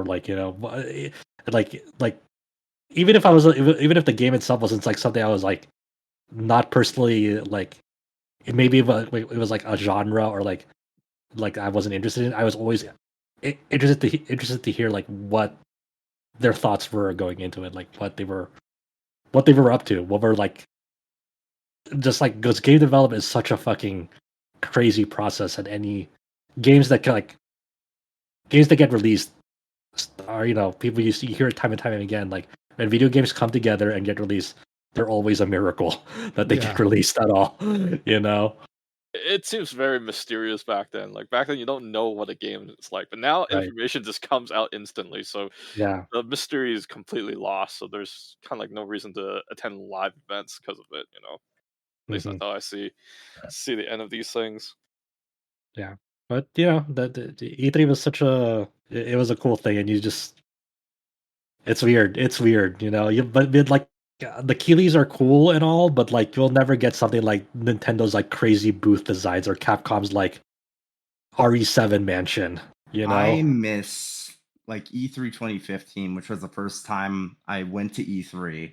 It was not a great year for Nintendo, but I will say playing Star Fox Zero and a replica art is actually pretty sick. Yeah, the set booth designs that were constructed for E3 were amazing.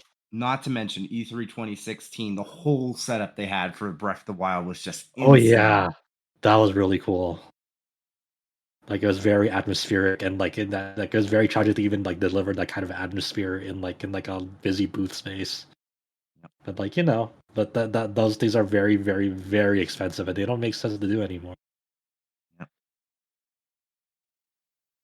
So there are 2 more funerals here. Oh boy, I'm not ready. I don't know if we should I just say them both at the same time? Are you gonna say them both at the same time? You're just like have 2 separate audio channels. I don't mean at literally at the same time. All right, so we have 2 mobile games that are Okay. ending and that are shutting down service. Oh, One of which is Gundam Breaker Mobile is shutting down on June 2023.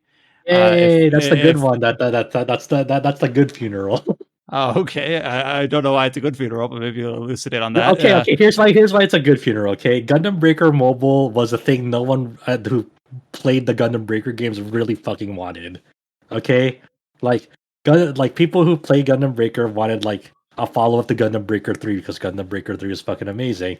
But we didn't get a Gundam Breaker 4. Instead, we got New Gundam Breaker, which was abysmal and abominable. And I think I reviewed it on the site. I don't know if I gave it a 2, 3, or 4. It was somewhere around there. Wow, It was nice score. Yeah, I didn't realize you covered this. Yeah, I reviewed New Gundam Breaker on the site. New got it, Gundam Breaker. I thought you meant yeah, Gundam Breaker Mobile. no, not Gundam Breaker Mobile. Like the game was called New Gundam Breaker, which was the follow up to Gundam Breaker 3, and that follow up was from an entirely new development team. It wasn't the Gundam Breaker development, like the actual developers of the Gundam Breaker mainline games. It fucking sucks shit. There's the whole. I could keep on going on and on, but New Gundam Breaker sucked compared to Gundam Breaker 2 and Gundam Breaker 3. And of course, that was the one that got localized internationally as on Steam instead of any of the other ones. It fucking blows. And then the actual Gundam Breaker devs were off making Gundam Breaker Mobile, and that game sucks shit too because, like, you know how you got like in gacha games, you gacha for like characters and weapons and stuff like that. And Gundam Breaker Mobile, you gacha for gunpla parts. Like every single individual part, like the head, the chest, the arms, the legs, and the backpack. That sounds like a very expensive game. You're annoying me. So how would it work? Would it could you just use like all these little parts? Could you have like a wing Gundam with a Tourney head and yes, and yeah, it would work? Or would yes, you it would work. the But entire set? you would need to get the Tourney head. You need to gacha for the Tourney head, gacha for the Gundam Wing Zero head, the chest, the arms, the legs, and the backpack. So it's all by parts. It's never as a set. It's all those are thrown into a pool, and then you gacha for them. And then they throw that on top of like a very forgettable cast, a very forgettable story, and like of course the gameplay was super dumbed down for mobile. It barely fucking ran on phones. It was poorly optimized. It overheated a good chunk of phones. um, you know, events were very grindy. It eventually got very greedy and power. Like the power creep was insane, and then it was very very underwhelming if you were into like the traditional Gundam Breaker games. So hearing it that's getting shut down gives you the most slimmest, tiniest bit of hope that hopefully Bandai Namco is gonna have the Gundam Breaker devs like make a new console game that's like a Gundam Breaker 4 instead of like don't ever touch New Gundam Breaker ever again. Just let that like burn in hell and just have them work on the new Gundam Breaker 4 game instead of like shooting them into the sun or something.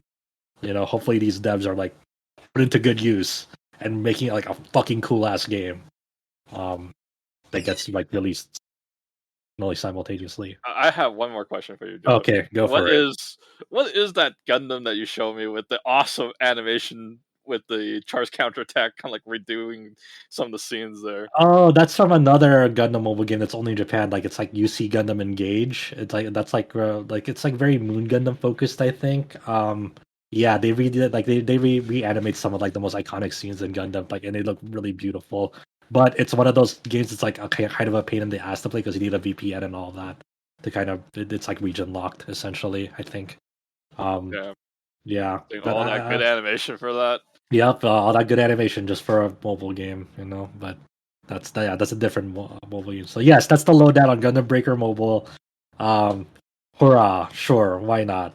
Go on, Brian. All right, the Say last it. one here. All right, I'll Say say it. I'm scared. All right, so here's the last headline. Princess Connect Redive Global will end service on April 30th, 2023.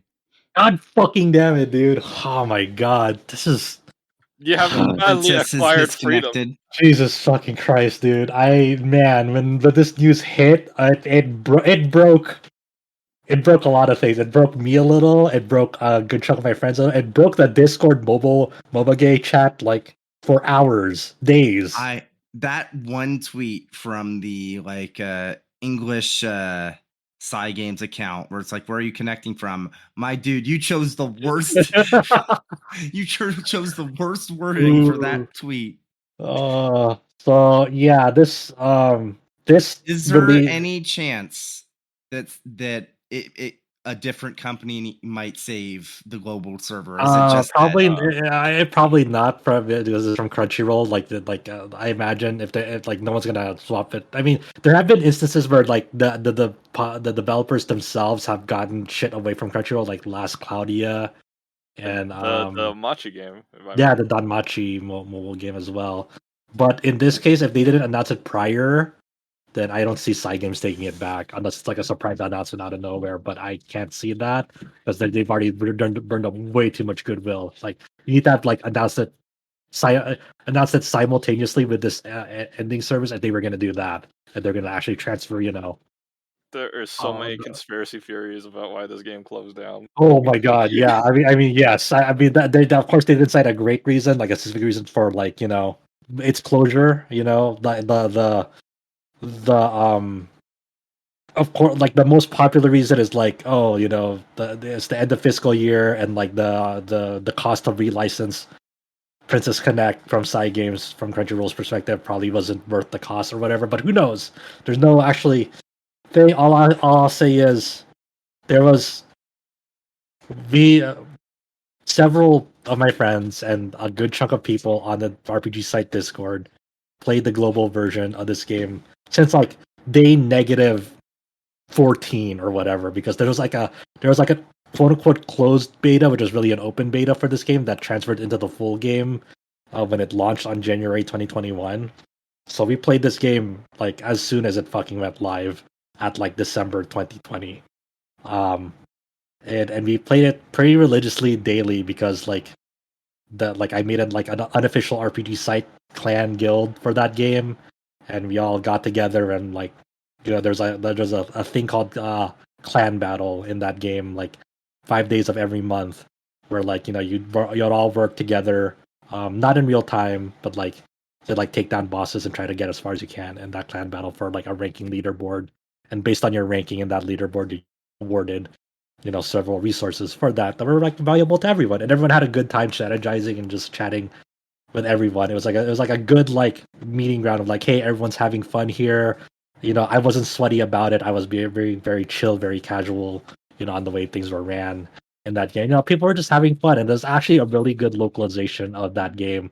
Like there was like a mini game of like Shiritori, like that Japanese like game that people play with each other, where like you say a word and like you last letter of that word and like make a new word out of that.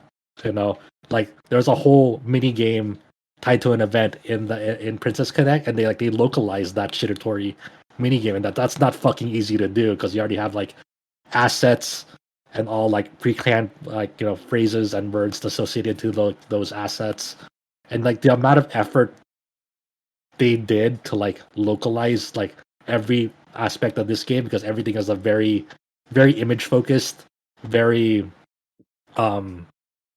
like the presentation was like gorgeous, so yeah, and stuff like there were like very unique presentations of like how story content was delivered like as events went on in this, and just like and like the quality of the game just very high. Like every scene was voiced only in Japanese. There was like no English dub in this game, but people enjoyed it because they can understand the story, they can understand like the character interactions, like character stories, the events, and all the stuff associated with that. A lot of like people on our RPG site Discord, like they love that game. So it was heartbreaking for a lot of them. I feel like this whole thing just kind of came out left field. It's like Yeah, I it think was out of Side Game- it was out of nowhere because we were on this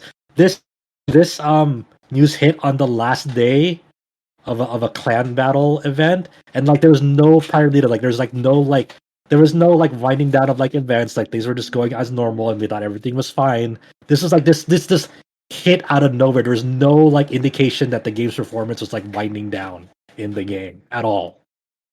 I think from what some people conspired was that I think Cygames pulled their license away because Mhm. of recent scummy practices with their Street Fighter Gacha game, and Cygames is very obsessed with their image. Mhm. They don't like their image being tarnished, and I think that's a reasonable theory on why they pulled that license. I don't But know. I like it's one of those things that like I don't really buy it because And like that. letting the global version just die unceremoniously helps their Yeah. image. I I don't. like no, but like it's one it of those would hurt things. them. I don't think I think the Street Fighter Duel thing is totally unrelated from like this. I think it's just like an end of fiscal year business decision that makes more sense than like, oh no, the Street Fighter Duel drama that's like totally, you know, like But yeah, not associated with them, honestly. but And the as That's other we're so thing well was aware, that's so as we're that's so well far from the aware, truth.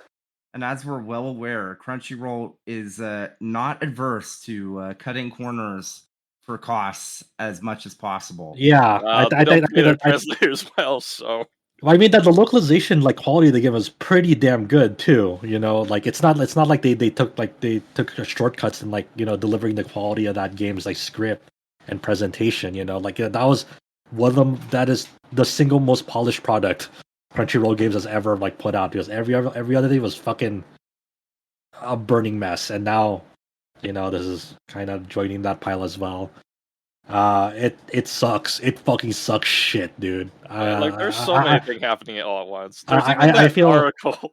Do you remember that article, that really tasteless article that came out the same day?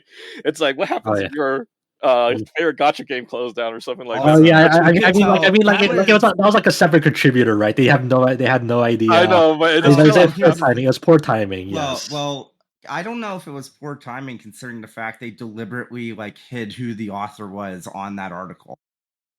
Did they? I thought they had showed it. They Unless I was did. like, No, wow. they hid the author of the article because they knew that who he or she would have gotten shit. So I thought I mean, saw the author's name, but I never clicked on that no, they article ever did again. list an author's name, but it was said like Crunchyroll staff or something like that. Oh, okay. Well, I don't know, but it's just very poor timing on lots of things. But yeah, it's I mean, life goes on, and like this is kind of like the fate of like every game and service, right? Like whether you play MMO, whether you play like an online game, like one way or another, this will happen to like your game one day because that's kind of like the nature of like these online run games and services, right? Okay. It just came out at like a very unfortunate time because like there was like nothing to really indicate it.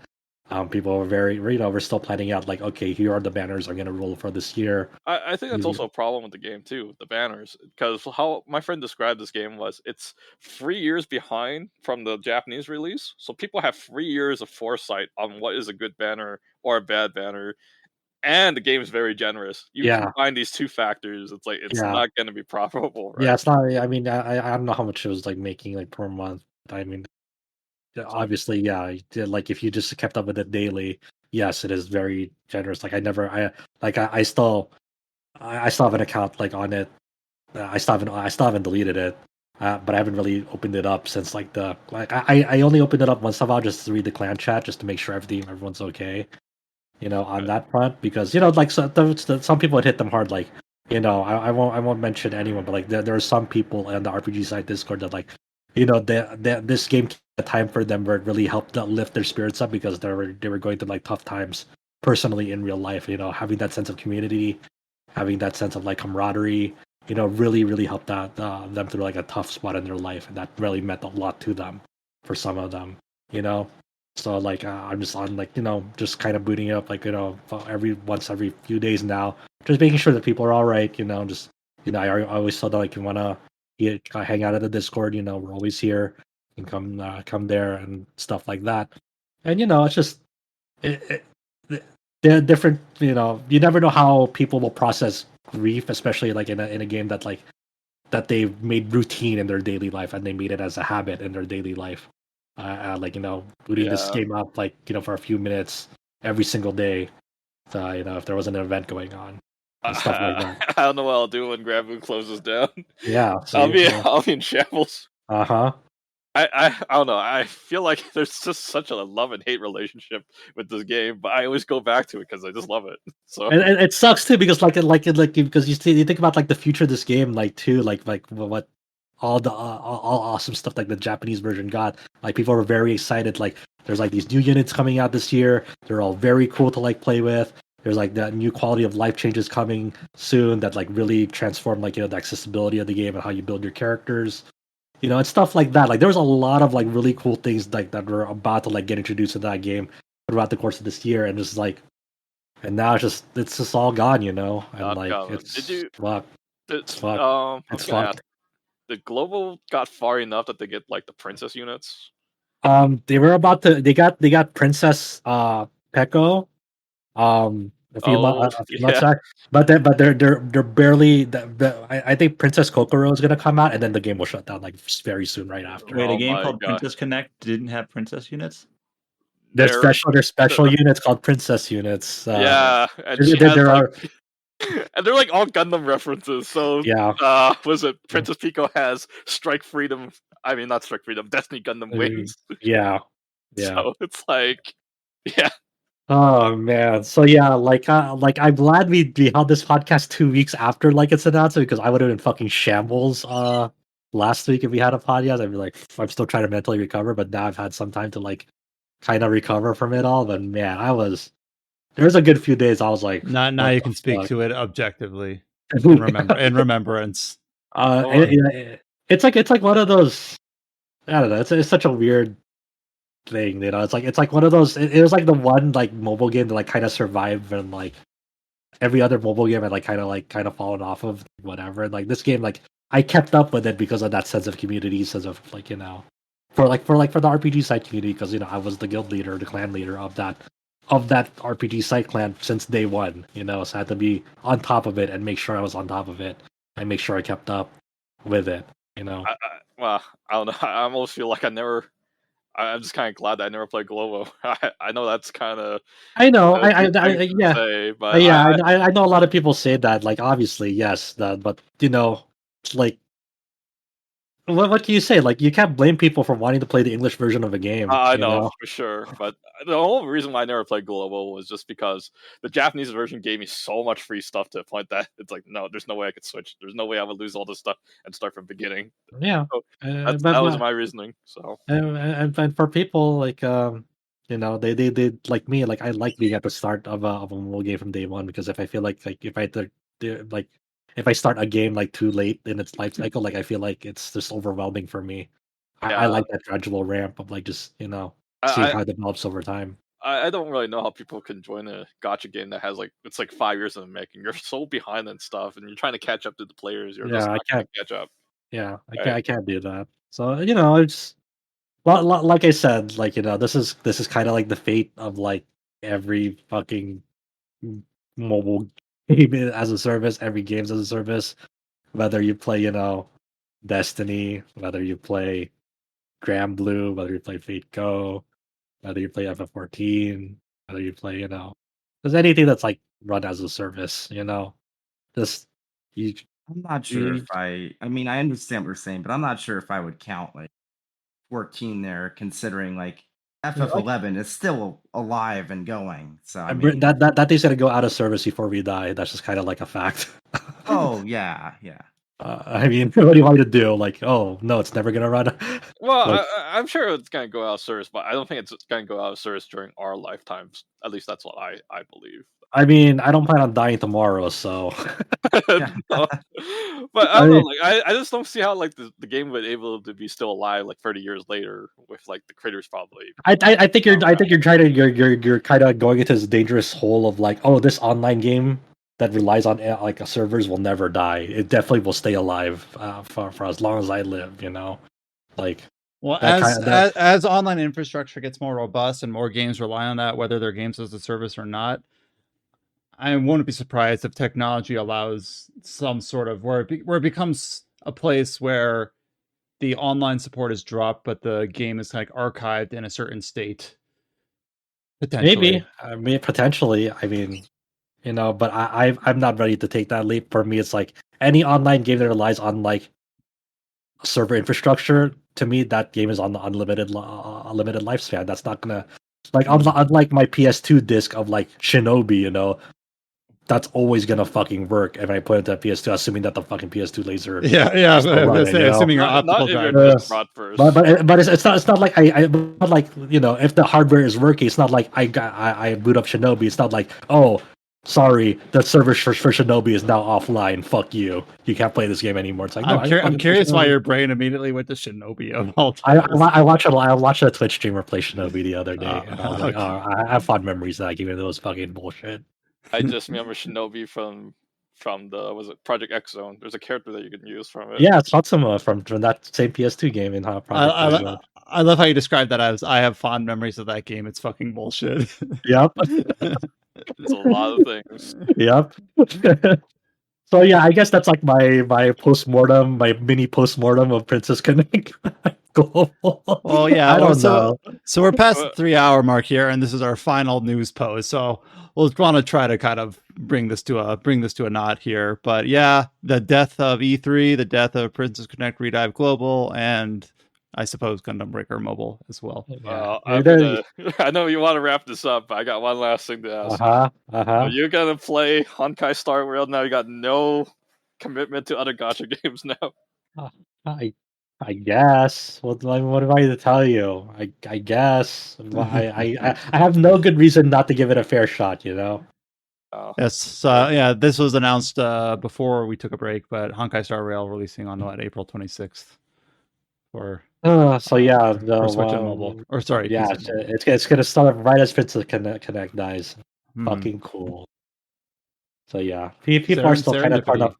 Yeah, the RPG site, the MOBA Gay Discord, our channel is still kind of in a little bit of disarray from all of it. But you know, some people are still sticking it out. Some people are still like, no, I'm gonna play this game till its final day. You know, some people are sticking it out. So hats off to them. So discord.gg/RPG site. If you wanna read back the cries, the agony, you can join our Discord and look in our MOBA channel and our MOBA channel and enjoy that. And also all the other channel. Yeah, also all the other channels that we've got in there. But so we're glad to be back and have recorded another long episode of this podcast. So now that we're all caught up, we'll hopefully be ready to start another streak of weekly, or at least seemingly weekly, episodes of the Tetracast. But thank you all so much for listening. All the news posts and all the features that we talked about can be found at RPG site. .net. You can join our Discord at discord.gg/RPG site. You can find RPG site on pretty much all social media platforms, YouTube, Facebook, Instagram, and Twitter. We will be back next week with another episode of the Tetracast. And like I said, April is a little bit of a different feeling month compared to earlier in the year. So not 100% sure what topics we'll cover, but I'm sure there'll be a lot because there always is.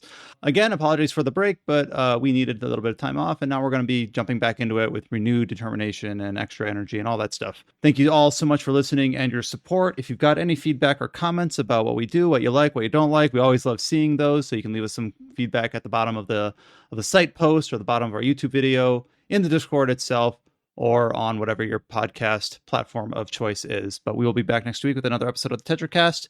Until you hear from us then, stay safe and take care. And we will talk to you next time. Later, everyone. Rest in peace, Princess Connect.